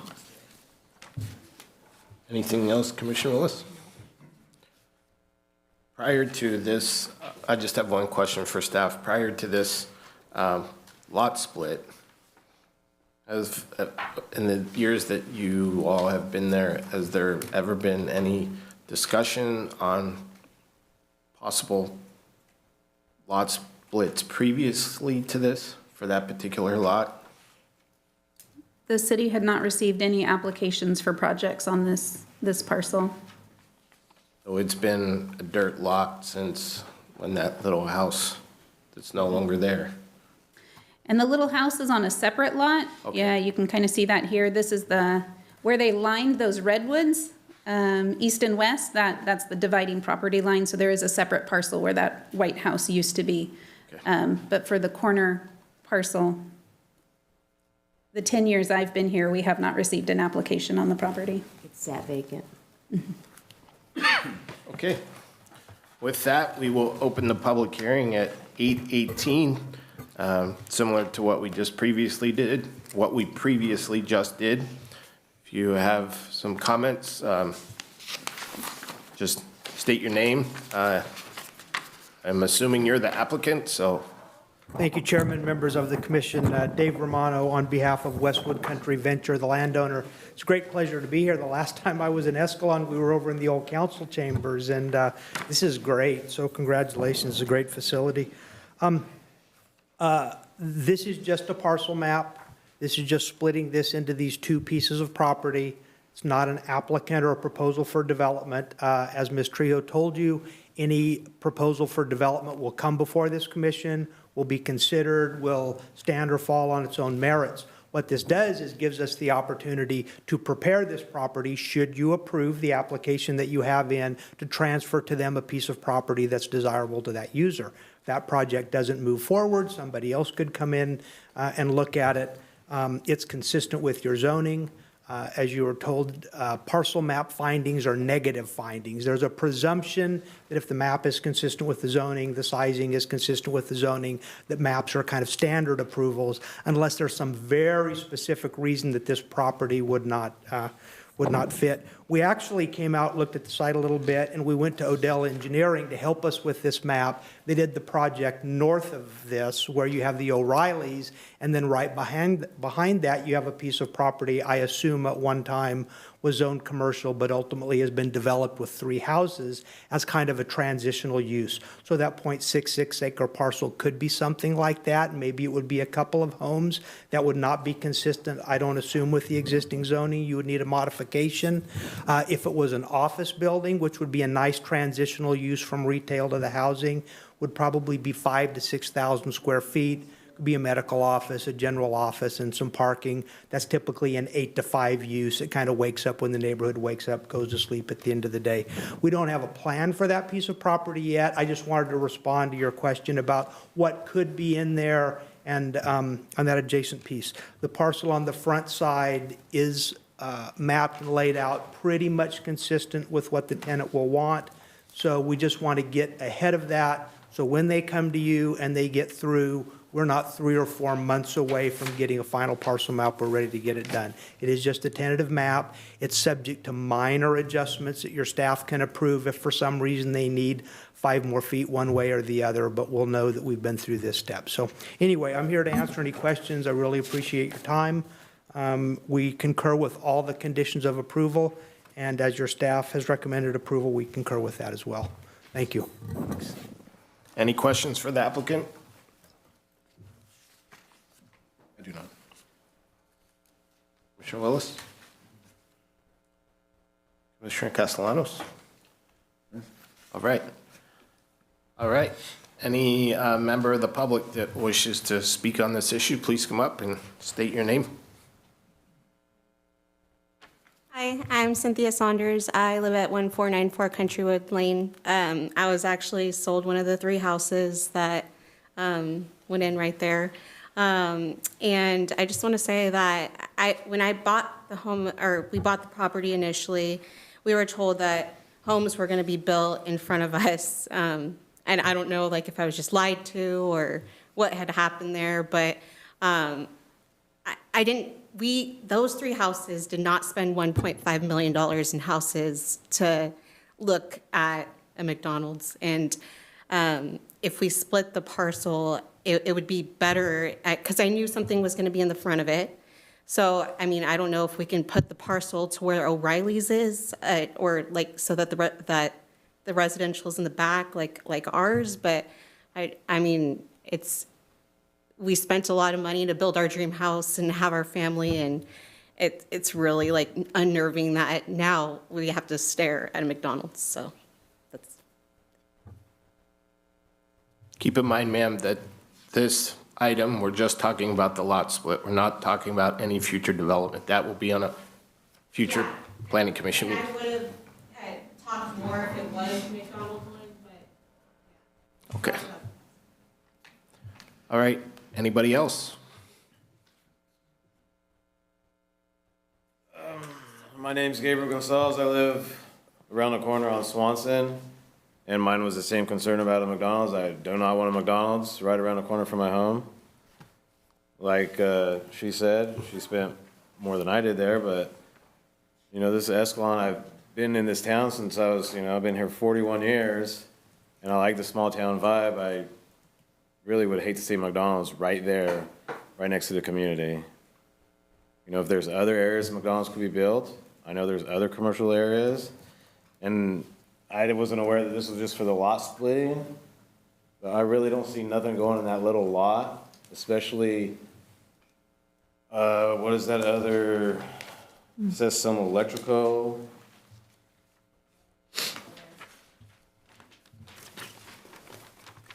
There's a transformer.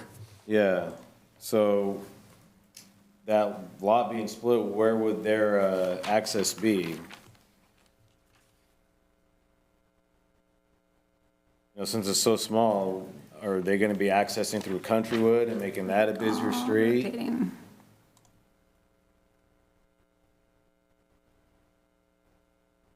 You know, the partial where you got called partial 2.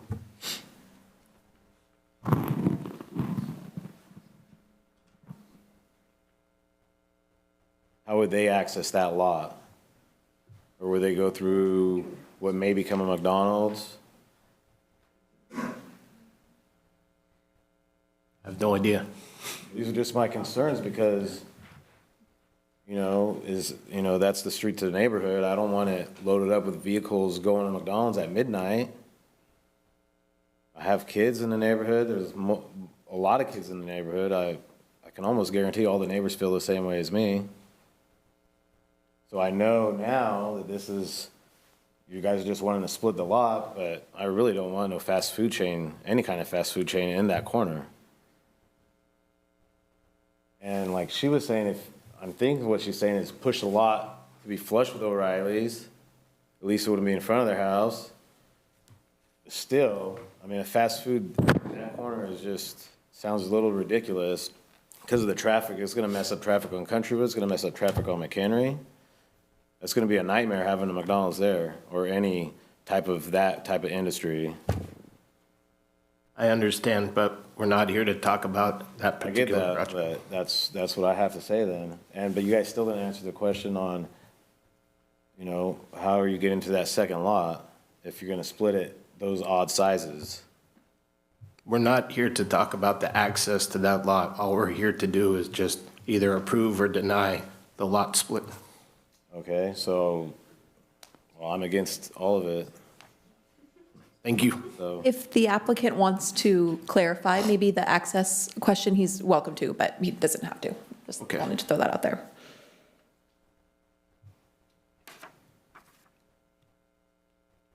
Hello, my name is Peter Engström. Thank you for having us and listening to us. So as far as the lot split goes, if you split it with the anticipation of McDonald's going there, which is why these measurements have been made, because we've seen the plans for the McDonald's, that leaves it that way forever, right? So if you let us, or if you split the lot, think about if the McDonald's doesn't go there. Is that lot in the back going to be something someone's going to want to develop if you guys split the lot and the McDonald's doesn't go there? So I can tell you that if the front parcel isn't developed, let's talk hypothetically, and that the planning commission tonight decides to approve the lot split, and parcel 1 isn't developed, then the next applicant or the current applicant can come back and say, I want to do a lot merger. And then they'll come back before the planning commission and merge the two lots together. So I would ask that you leave it as it is, have them proceed with the McDonald's lot or development, and then make a determination where they split the lot. okay, thank you.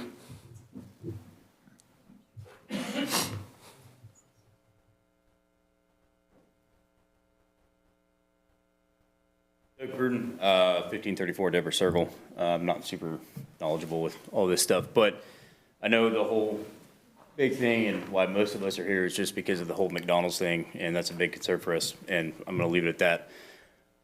As far as splitting the lot, I mean, wouldn't it make more sense maybe instead of trying to keep that a commercial zone? You guys were saying something about possibly being able to rezone the senior community, correct? Why not rezone that into a residential? Back that up, and then you can forget splitting that whole deal, and you can add more houses and build out that Countrywood development.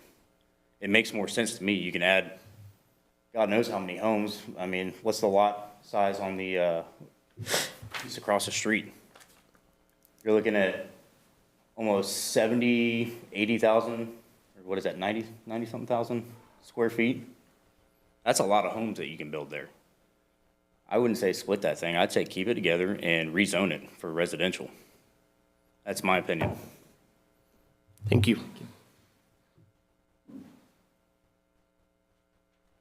James Reineveld. Clearly, this lot is split for one reason, which we all know. It's the only thing that works there. I'm against it. I think traffic down Countrywood is already a disaster. I think it needs speed bumps immediately. And I think you're asking for nothing but problems. Thanks. Hello, Brittany Reineveld. I live on Countrywood. I have a lot of concerns, obviously, on a different meeting when we talk about McDonald's, if it comes to that. But the one thing I do have is, like he was saying, that the parcel 2, I don't feel like that's an unfair question because it does seem like you would have to have access on Countrywood to get in there. You can't even get through there on McHenry unless I'm not seeing that clearly. But I feel like Countrywood's already very, like, people speed, they blow the stop signs. I feel like we need to do something about that. And I feel like that being a commercial lot, I don't know. I think I'm with Doug with maybe thinking about rezoning it as a residential. Thank you. Thanks. And one more question. Can I ask you guys, can we start, like, what's our role as citizens? Can we start a petition, like, if it does go through and you guys go forward with McDonald's? Like, is there anything we can do on our end to help build a case, I guess? Staff? I mean, as residents, I mean, we can't tell you what to do or make any recommendations on what you do, but you can do what you're interested in, and then you would need to submit it or bring it to that meeting. Okay, thank you so much. Any other comments?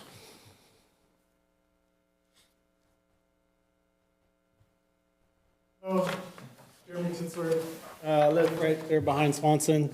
I would just recommend on the parcel split that you would consider the look and feel of the neighborhood as it comes into Countrywood onto Swanson, to push that parcel 2 closer, force McDonald's or whoever's gonna go there to match up with what already O'Reilly looks like, and then have an opportunity for housing to be able to be developed there behind there, and have those homeowners or whoever develops there, you know, have that choice of building or putting their business or their homes there, knowing what's already in front of it. But I do think that just in the split, I would really consider about pushing that parcel 2 back. Not force McDonald's to make a smaller one, or whoever goes there, it doesn't matter to me. But I think just the total look and feel, so that there's consistency down McHenry when you're looking at that split road. Thanks. Thank you. I do have a question for the applicant. So it's really neither here nor there, but when Westwood Country was developed, did you ever consider putting residential homes on those properties? No. On that property? And, you know, yeah, Westwood Country, that's one of the, you know, you develop that, and you create a community, right? And then you've got land adjacent to it, and you have kind of issues like this, right? It's an interface, and I get the concern from the neighborhood. This was the city's general plan and the city's zoning, and they really wanted McHenry to be a commercial frontage. And so we, I think, as landowners at the time, knew that that was going to be a commercial corridor. And so you don't usually take a subdivision, just like 20 acres, it's kind of a rectangle, and you make it work, and then you keep that frontage along McHenry for kind of that future commercial. So I don't know if I'm exactly answering your question. That subdivision, I can remember fighting with P&L Concrete and what went on with that, you know, probably 20 years ago. It was the early 2000s when we were working on that. But this frontage and this kind of depth along there, it appears that it's kind of the same all the way down as where commercial is. And so I don't know that there's a lot we can do with the fact that it's a commercial corner and it's intended for commercial development. Chairman, I don't know if I really answered your question. No, not really. I'm thinking back to like 15, 17 years ago, what were we thinking at the time? I don't remember exactly, other than kind of keeping that frontage, and usually there's a commercial depth that you try to hold along those major corridors as you kind of make that transition from commercial into the neighborhood. I think most of the traffic will come into, circulate around this site and move right back out on McHenry. That's going to be the tenant's obligation to make that, to lay it out in a way that works for the city, that convinces the neighborhood that it's a reasonable layout. And we've got a piece in between that we have some options to transition. So if this lot split moves forward, right now there is no proposed development of parcel 2 at this time? No, there is not. Okay. Any other questions for the applicant? Yeah, my question would be, so your tentative lot splits, sorry, get my glasses, to make parcel 1 the 53,000 square feet, we're not talking about the McDonald's. Right. That lot line location is based on the plans or historically what size lot McDonald's would need, right? It is, and today it's a tentative map approval. It's not a final map approval. So what we'll have is we'll have 2 lots tentatively approved. We could just as easily have come in and said, we want 3 lots or 4 lots, and they're each going to have a 4,000 or 5,000 square foot office, and we'll build them a bit at a time. But here, that lot line is consistent with what the tenant would like. As it goes through your process, if it moves, if that line adjusts a little bit before we record that final map, we'll make sure that that line is where the commission wants it. But it gives us the ability to get ahead of, we know what the conditions are, we know what the requirements are going to be for connection, we can start getting some of the survey done, we know we're going to be able to deliver a lot, and we don't have to wait until that development plan is approved and maybe be 3-4 months further down the road to kind of come back and do it. So it's a pretty typical and standard map, and the lots are pretty typical for commercial zoning. So, yeah, thank you. I got a question for the applicant. And I'm not sure at what point of the process this could happen, but in listening to some of the discussions from the audience, having a shared easement that accesses off of Countrywood for the 2 parcels. So you'd have one driveway that accesses off of onto Countrywood from the 2 parcels. So you would have basically, wherever the property line is this half is on parcel 2, this half is on parcel 1. My concern is having a bunch of driveways off of, because you may have possibly 2 access points off of Countrywood, possibly. So is that something that would come up when the applicant comes in for the actual construction plan? Okay. Yeah, and so it's an interesting question, right? And so your design, so if you look to the north of us, you have 4 driveways. So you have a flag lot that goes in behind to the house, and then you have one house, and then you have another house, and then you have the O'Reillys. So you have 4 driveways. Here, you're going to be looking at that McDonald's site plan. You're probably going to have 1 driveway, and then that parcel in the back might have 1 driveway. It's a nice transitional parcel because it gives you an opportunity between retail that has that kind of McHenry Avenue exposure. I know I'm not here like trying to sell it one way or the other. I'm just the landowner, right? I just have an obligation to have legal parcels that are available. But that piece would lend itself to something similar to what you see north of there. And my guess would be, I wasn't at all involved in it, but my guess would be that the commercial went all the way to the back of those homes before, and they developed the O'Reillys on the front, and they realized they had a remnant parcel in the back. And after all that got done, they came to the city and they said, How about 3 nice homes back here? And the people that backed up to that got 3 really nice homes that are actually on larger lots than they had before. But I will tell you, and that would not lend itself to that kind of shared driveway. Yeah. And it would actually preclude maybe the ability to consider that because now you've made that commitment. But just as easily, really, a nice, a dentist or a medical office or somebody that doesn't necessarily need that exposure would also fit nicely in between there, and there would be a driveway on that second lot. So, I mean, in my experience, this is all I've done for 30 years is entitle property. I'm an engineer by training, but I just come to commissions and kind of flap my gums for a living.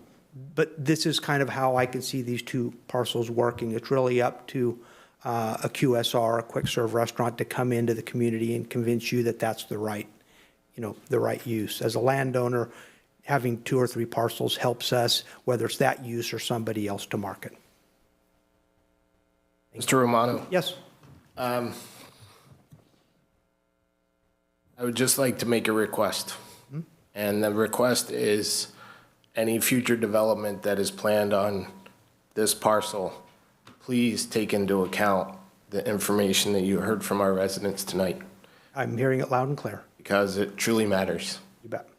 And that's all I'm going to say. Yep. Thank you, Chairman. I have a question for you there, Mr. Romano.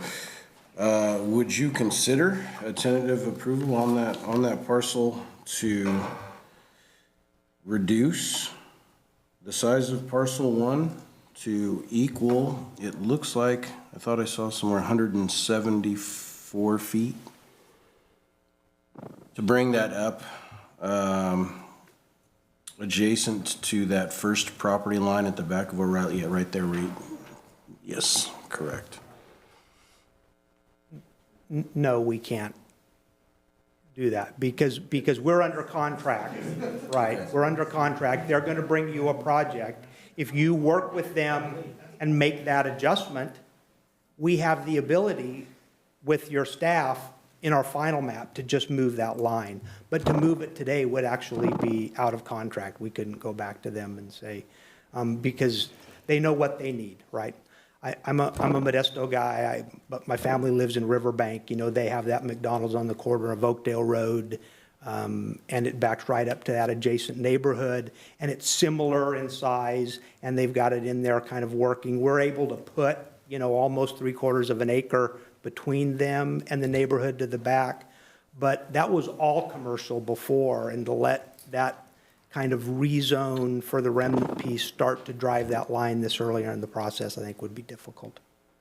But but I've heard it. Okay. I've heard the conversation. I've heard your conversation, Chairman. I've heard it, this will be known. Your staff's clearly heard it, so they're going to have that conversation with them as they look at that site plan. But for us as the landowner to move it today, we need to honor what they're proposing. As a landowner, do you have other land in Escalon that can be used for? I think this is it. I'm a representative of the landowner. The landowner is not here. I remember developing the subdivision in behind and this. I don't think they have any other land interest in the community that I'm aware of. So it's not like I have 3 other great commercial spots and say, move them around. And this was planned for this kind of use at this location or a similar type use. I stopped at the Dollar Tree on my way in because I had something to pick up, and it was fantastic. I was 10 minutes early. It kind of provides that service to the public, so. Commissioner Castellanos, anything? Commissioner Sarkozy? No, not for the applicant. All right. With that, we will close the public hearing at 8:42 and bring it back to, no one's online, so we lost Mr. Jimenez and Mr. Ramirez, so. Mr. Jimenez is still on the line. Okay. Mr. Jimenez, do you have anything to share? Hi, good evening, Joe Jimenez, 1970 Melissa Court. I think my neighbors have pretty much said it all. I mean, it's just the concern with, being here in the neighborhood. The streets are narrow in Countrywood. They're blowing through the stop sign. I think it does take away from the small community that we have here. So I would, my suggestion again would be to rezone that land into residential. Right. Thank you very much. Now we will close the public hearing at 8:44 p.m. Bring it back to the Planning Commission. Commissioner Engel. Sure.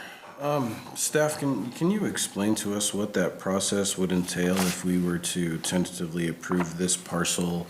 How that would go forward as far as moving that at a later time, as for how that affects the contract, how that affects the use of that land in the future? Sure. So it's currently zoned commercial. Our general plan has its zoned commercial. All of our city documents refer to that parcel as commercial. It is a corridor. McHenry Avenue pours into Modesto, pulls you up to the highway. It's in our documents that way. The tentative map has a 2-year lifespan on it, and so they have 2 years from the date of approval to meet all of the conditions regulated on the map, and then file the final map. It's my understanding from Mr. Romano that they're moving forward on the tentative map and then letting the applicant for parcel 1 come to the Planning Commission for their project, where you would discuss the concern with the lot size and have that addressed specific to their development proposal.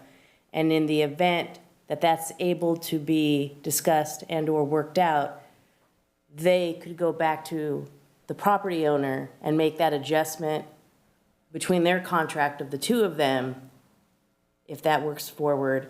And then it's my understanding that the property owner wouldn't file the map until the project is approved.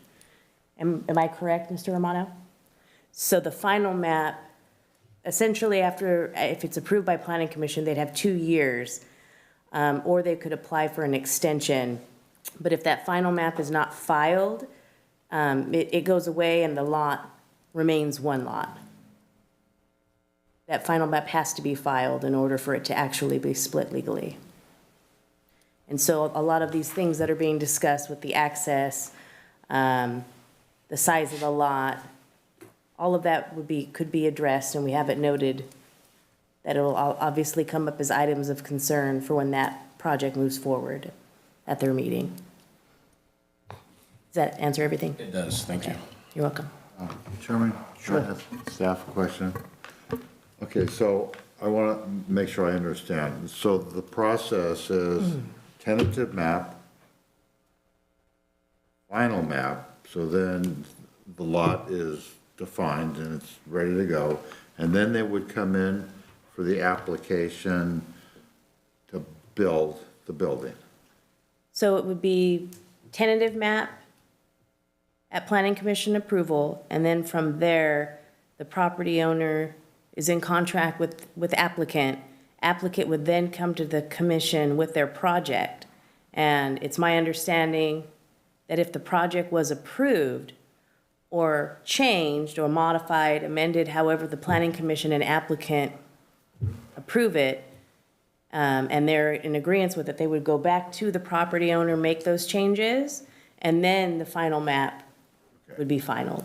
Okay, so they would. So the property owner is essentially making sure that that project gets approved before officially and legally filing the final map and legally splitting the lot. So it's only going to split if that project is approved. So we would get an architect's rendition of what it's supposed to look like, and then a footprint of basically here where everything is. Okay, I understand. Thank you. Vice Chair Sarkozy. Yeah, just to follow on with that. So at that point, when those plans come to us, that's also when we can discuss that lot line, that exact lot line location. Okay. Correct. The other thing I would request staff, when this applicant comes in to start talking about this McDonald's, maybe you could point them to the parcel between the Ford dealership and Ace as a potential location?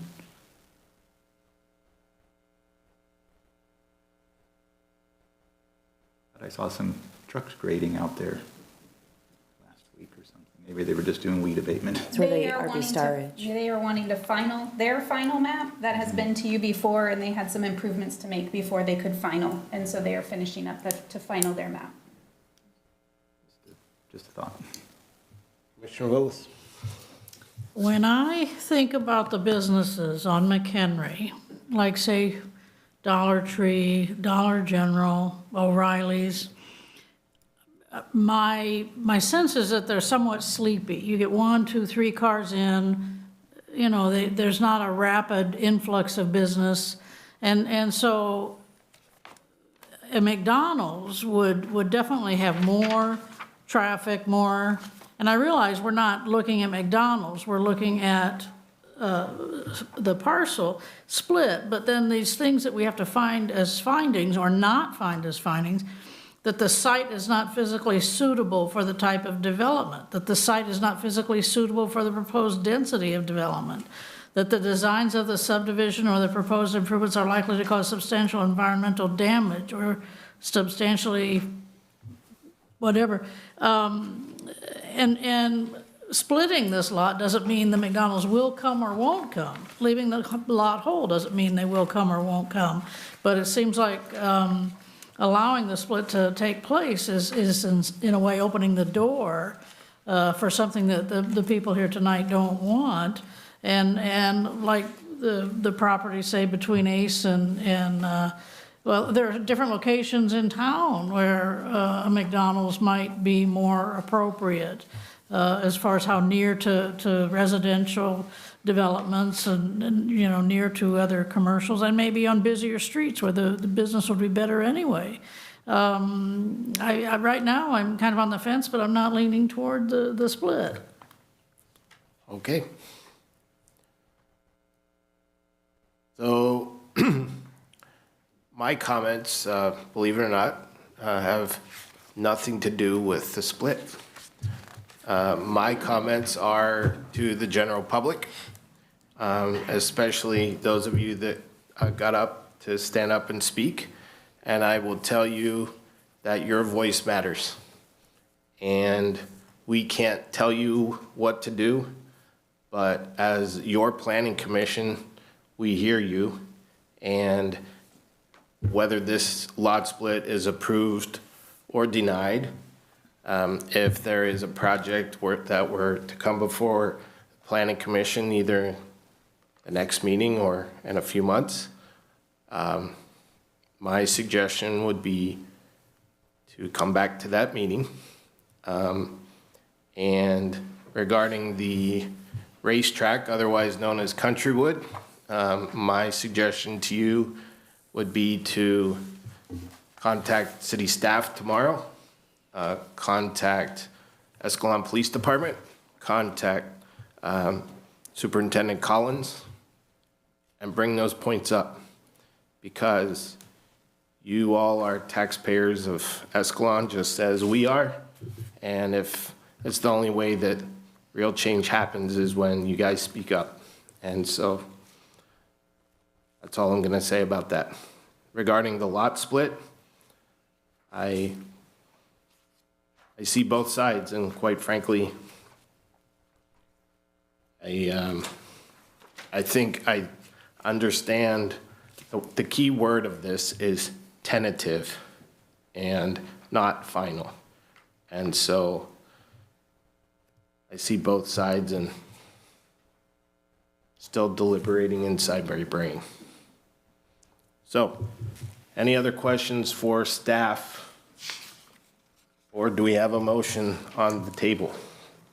I would ask as well for staff's benefit, when, if you are going to make a motion to deny, or if you're talking about denying, if you could specify which condition of the which finding that you're basing the denial on, I think that would be helpful for that, because I don't know that we've heard, specifically one of these 8 criteria, which will need to be in the record for a denial. So I just wanted to point that out when you make the motion, if you make the motion. Well, Annie, that brings up a great question. And that question is, actually, I need to reopen the public hearing at 8:53, and I would ask the applicant to come back up. Chairman. So hypothetically speaking, if, let's say, the lot split is denied, would your proposed project that we're not here to discuss, would that continue forward? And then you would come back and talk, how does that work? And I would have to like reapply again. It's just, it would be like if I had no users and I came to split up some commercial lots along a roadway frontage so that I could market that I had lots available. You know, this is really the kind of the most simplest land use entitlement that we can get. And you can actually look on the north side of the road and see that, you know, you have two lots over there and how those lots developed. And I think they developed in a very attractive way. It just helps the landowner move it forward in the process. If this commission denies it, we have to reapply. Everything we've just gone through, we have to go through again to get there. If you get your entitlement, we still have to come and get a map because we can't deliver a project and so, or deliver the property. So, So staff, can you go down to the next page? And all right, page 84.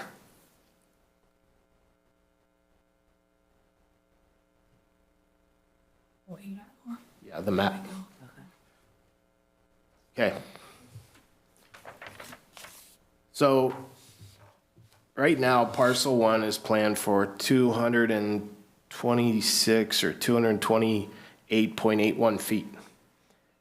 If this lot split is denied because as a commission, we're more comfortable with 174.70 feet, then you would have to reapply and go through the whole process all over again? Okay.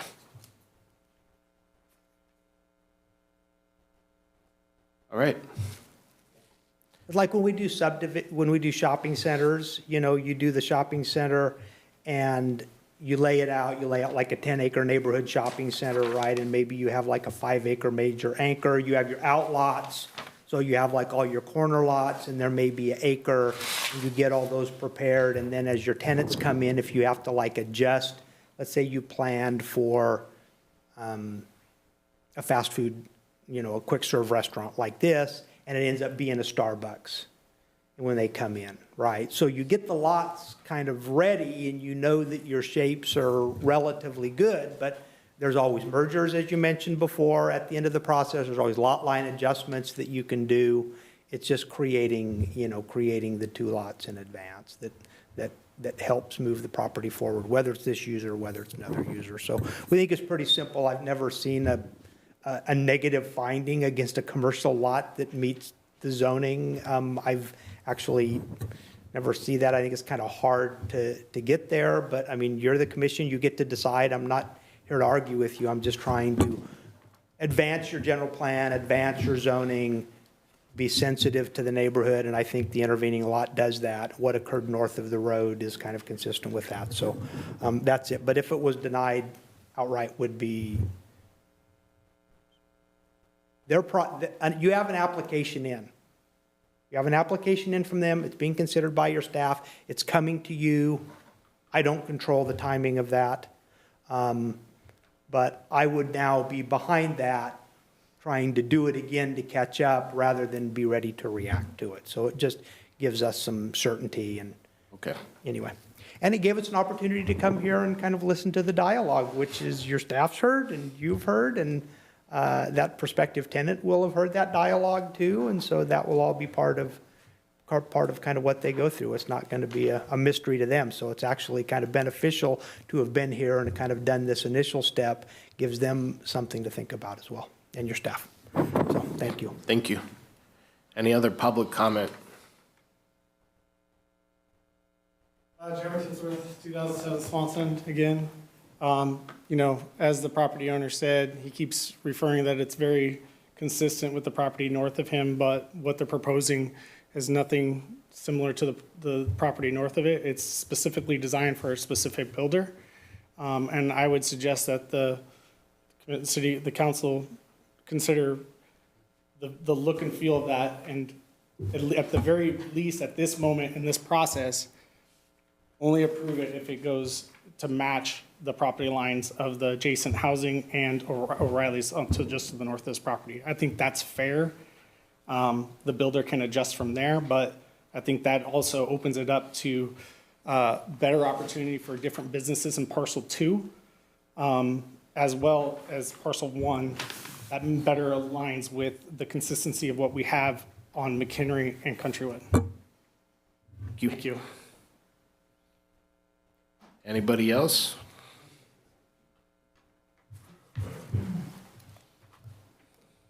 Mike Lewis. I'm not an Escalon resident, but I would like to add something that hasn't been talked about possibly with this development. I don't think it's anything like O'Reilly's or what's down here because the car impact is going to be huge. So I don't think it's anything comparable because McDonald's does. I mean, I don't know I bet somebody can Google it real easily, but even local McDonald's attracts for car count per day versus, the other businesses. So I just think there's more appropriate places to build it. I'm not anti-business at all in Escalon. I own a business, but it seems like there should be more specific zoning for something that has a high car impact, because I would be upset if I was a homeowner back there, because people are going to know they're going to come off St. John, go through Countrywood to avoid all the lights. We don't know that. People are going to find the McDonald's, and it's going to impact that neighborhood back there, I believe. So it just seems like there's other properties on 120 that would be more appropriate for the applicant. So I just wanted to say that. It seems like there should be more specific zoning saying, yes, this is commercial, but it's only for offices or a business that doesn't have 500 car count per day, which I know is hard to gauge, but I'm just trying to be creative on not having a community, just a nice community back here. And I don't think it's appropriate for them to have to worry about the cars going through it, so. Thank you. Anyone else? Okay, with that, we will close the public hearing again at 9:01. Bring it back to the commission. Any other thoughts? Do we have any motions? I do have a question. Sure.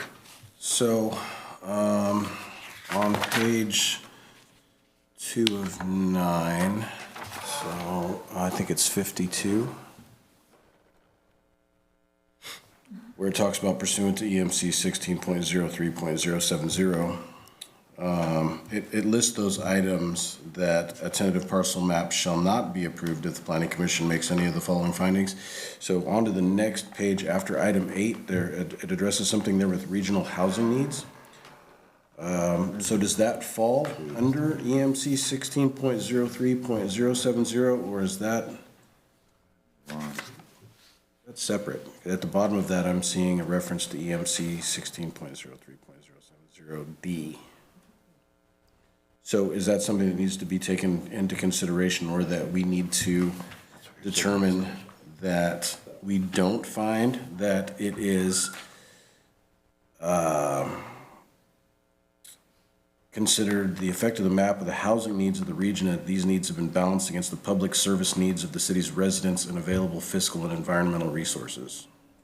The issue with that finding, if I may, is that the parcel is currently zoned C2, so it's not as if this lot split didn't go through that you would be otherwise able to build houses there. I think to make that finding, you'd have to be looking at maybe like a mixed use zone where you might be giving up housing in exchange for commercial interest. Is that your position as well? Our C2 also allows for high-density residential applications. Oh, it does? Okay, then that's helpful, yes. So potentially, if you were willing to include in your discussion of the finding that there's a potential that that's the kind of project that could go in there, if you think that's not just a kind of a pie in the sky thing, but if you think it's reasonable to anticipate that a high-density residential would pencil out there, then that might be something that you consider as part of your finding. Because that's essentially what it says, is that we consider the effect of the map of the housing needs of the region. And I'm just curious, it seems housing does seem to keep coming up, and it would qualify for high-density housing. I'm not sure if that's necessarily what the residents for that neighborhood would want, but it is a need for our community to add additional homes. And there is definite impact if we remove the ability to put homes there. Is that correct? High density only. And so the high density would be townhomes, apartments, those type of things, condominiums. And splitting the lot does not have an effect on the remaining zoning on the lot. So it's C2 to start, which allows the retail, the commercial, the services, but it also allows high-density residential. And splitting the lots, they both retain the C2 zoning, so those options are still available for either lot. So if we were looking at 0.66 acres, is that correct? What would our high-density zoning limit be for the amount of residences on that parcel? Are you wondering how many units could fit on a 0.66 Yes, acre? thank you. It's anywhere between 16 to 25 units.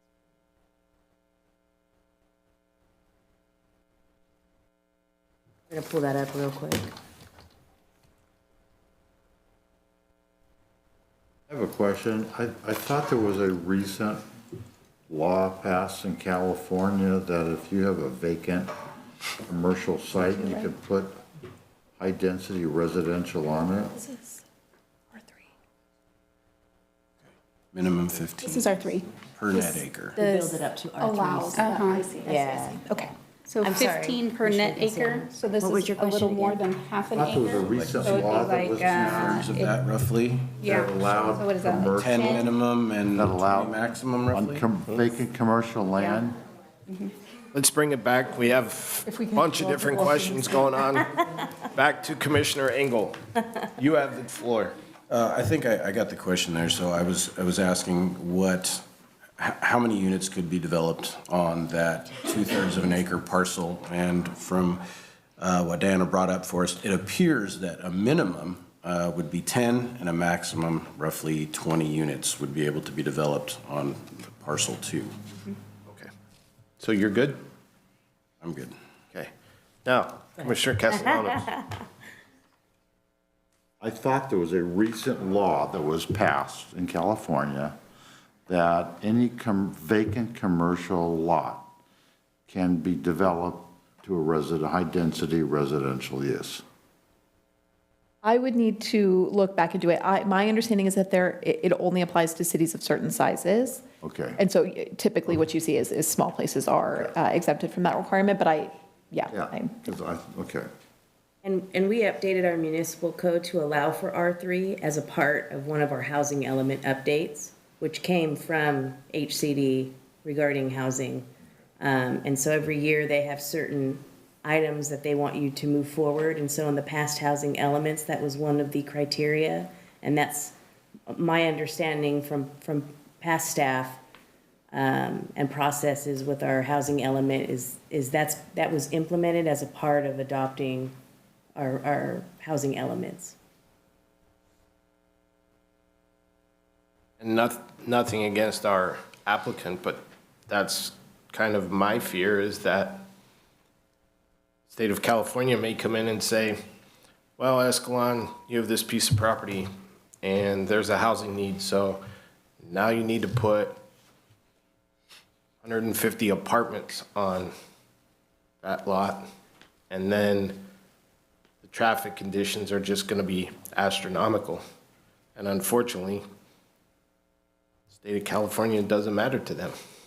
So that's my concern. But that has nothing to do with the lot split. All right, any other comments, questions, or do we have a motion on the table?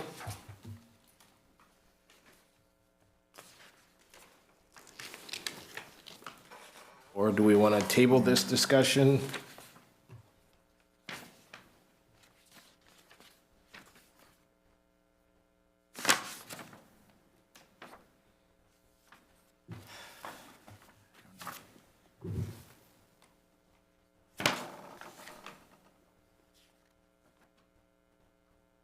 Any comments?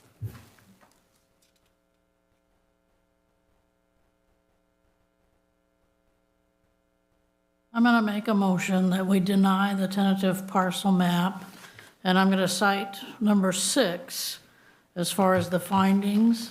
The design of the subdivision or the type of improvements is likely to cause serious public health problems, and I'm thinking of safety specifically for traffic. Does that work? Before the motion is seconded, and let me check with the applicant which way they would prefer it. If this is being based on what we know is coming at the next meeting or possibly the January meeting, if you deny the application, as the applicant said, they will have to reapply. It's an additional, they paid $10,000 to bring this application before you today. It'll be another $10,000 for them to apply again. If it's simply based on whether McDonald's is willing to build on a smaller parcel, possibly, if that's what the applicant would prefer, continue this hearing until after the McDonald's hearing so that you can talk with McDonald's and see if they're willing to take a smaller lot size. Seems like that's what people are asking for, is to line up with O'Reilly's before closing the door on this application. It's an option. I don't know. Well then, Diana. That changes everything. Yeah, I'm not sure making it a smaller parcel is going to be amenable to the people who are objecting to it. The applicant would like to say something, so let's reopen the public hearing at 9:10. Yes, thank you. Very interesting hearing. But here's what I propose. We talked about this a little bit, Should we get the tentative map done? This is like as simple as it gets, but clearly it is not simple, has not been simple. And so the alternative is the map just is joined with the McDonald's application. When it comes to you, you do them both together. So I'd rather you just continue it indefinitely. When I say indefinitely, it's just going to attach to the site plan that you review. And so you'll have 2 actions before you that night. You'll have the site plan that you review. If there is an approval, what that approval is like, the map can conform with that and be approved. What we don't want to do is get denied for something that's consistent with your zoning, and you have to warp the findings to kind of say no to it. And then you've got McDonald's, and then they get done, and then we got to come back and apply, and now we're like 3 months behind them because you couldn't even get a tentative map approved. So I think that's the easier way to do it, is just continue it and combine it. We thought about that, but we thought this would be easy, but clearly it was not an easy step. So you get it all at once. You just get it all together. You get to look at it all together. That way we haven't lost $10,000 money in the work. Yeah, real money, right? Real money. So that would be my recommendation. I appreciate Ms. Trejo bringing that up. That was always kind of an option, but this kind of gave us a little head start. And if we're not going to get a head start, we'll just put it all together, if the commission would be willing to do that for us. Any questions before the applicant, before we close the public hearing a third time? Okay, we'll close the public hearing at 9:12. There is a motion on the table to deny the conditional use permit.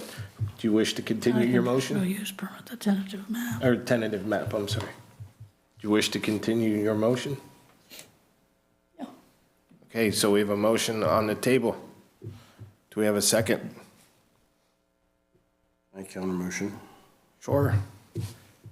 Can I counter motion to continue to the next meeting? So we have one motion on the table to deny the tentative parcel map, and we have a motion to continue this until the next meeting or any development. Do we have a second on either one of those motions? Would you like to continue to the next meeting or to a date uncertain, and then we would renotice it at the time that it attaches to the other application? I will amend my motion to a undetermined time. I'll second that motion. All right. We have a motion and a second on continuing this for an undetermined amount of time. All those in favor, please respond by saying aye. Aye. All those opposed? Aye. We have 4 pass and 1 nay for continuing this for another time. Thank you. All right.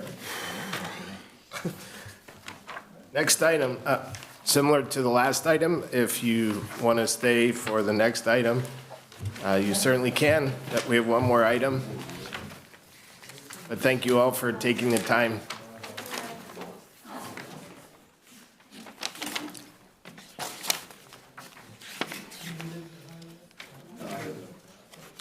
All right, under administrative matters, application 22-774 facade change review, 1433 Main Street, Escalon, California, 95320, APN 227-062-060-000.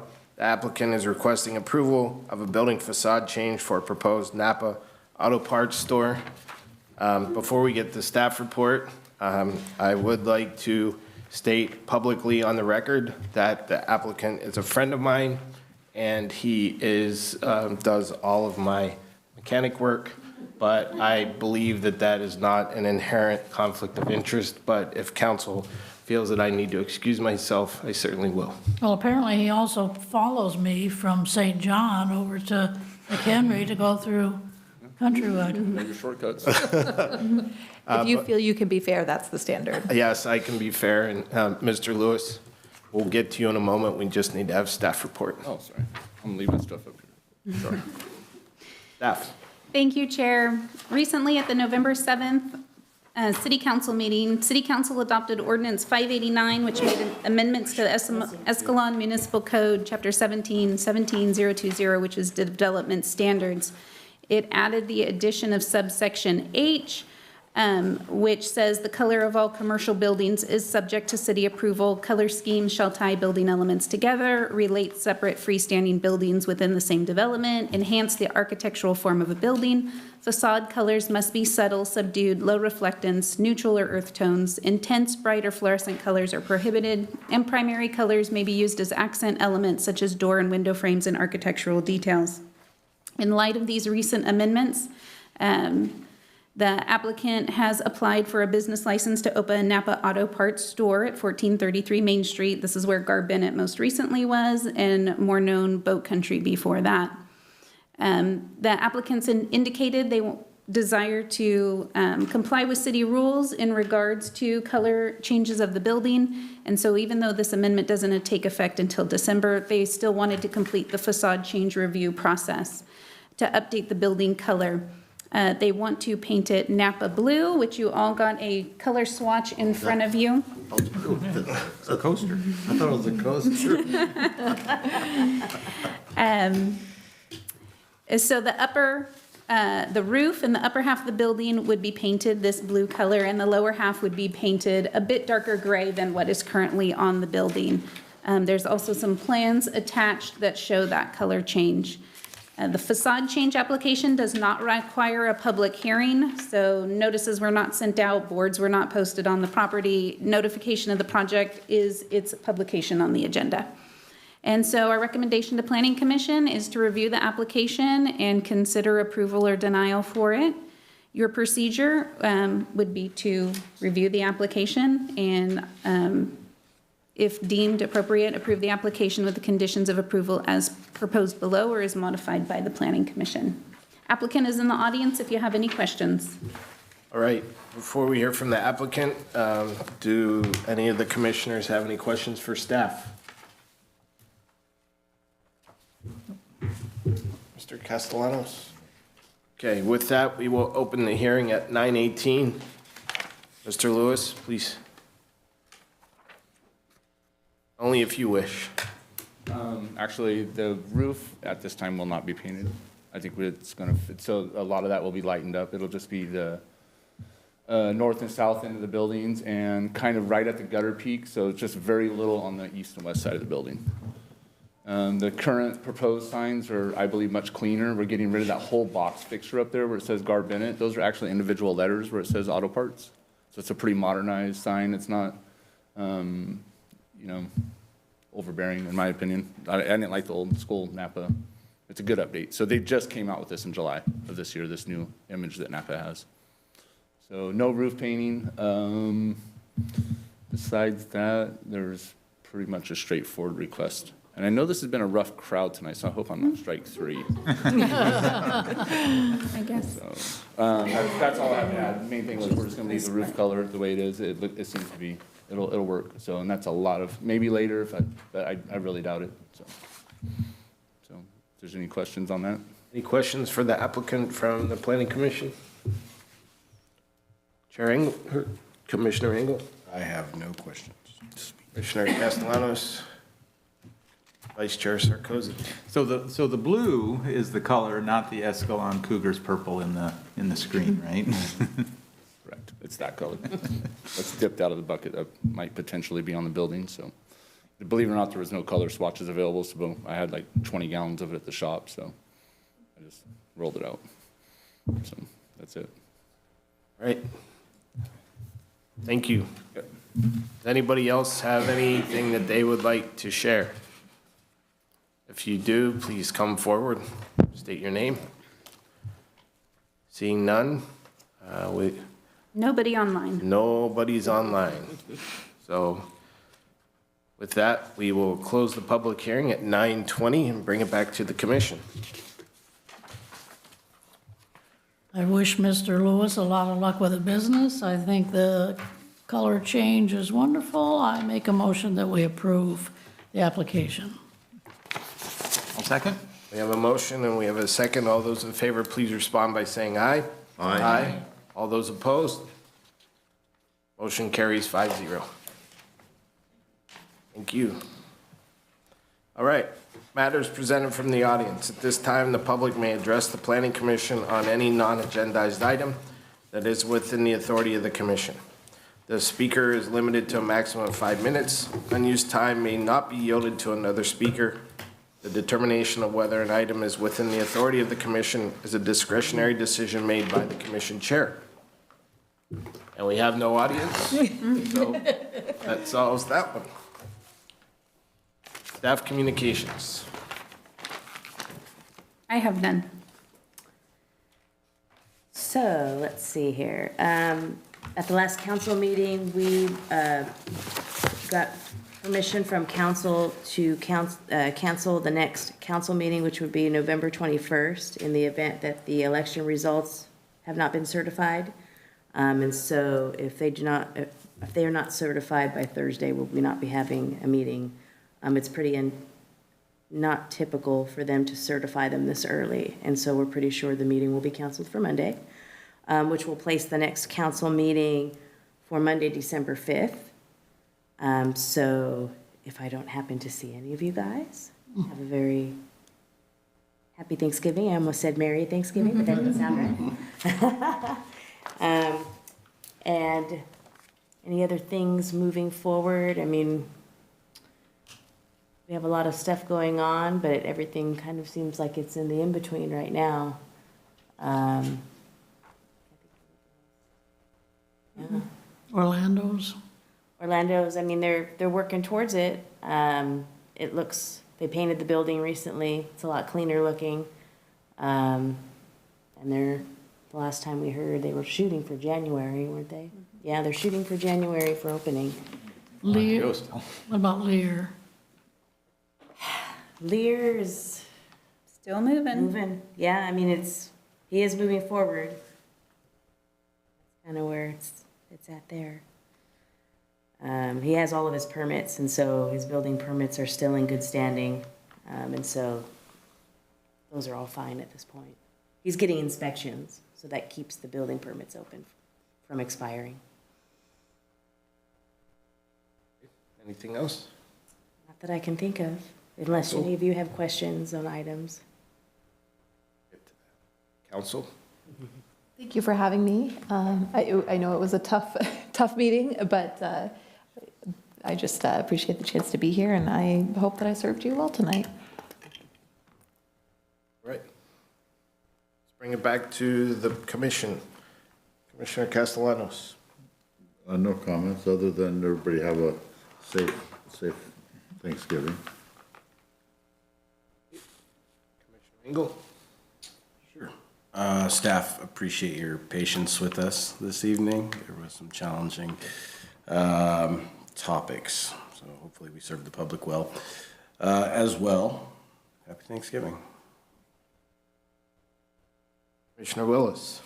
I know I was supposed to ask something for somebody, but I can't think of it.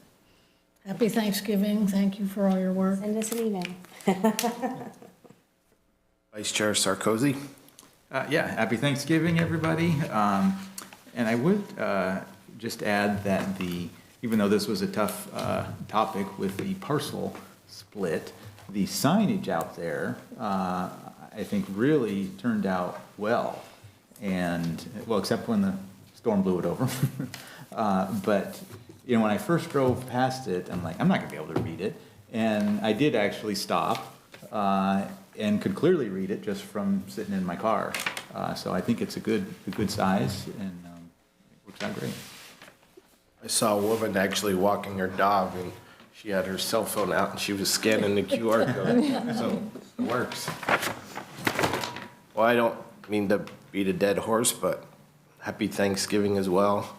I really just want to say thank you to staff to have legal counsel here as well, because that really, really, really helped.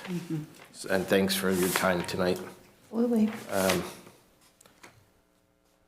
Other than that, don't eat too much turkey or ham or whatever your turducken, whatever your flavor of choice is, but that's all I have. We will close the meeting at 9:25 p.m. Thank you.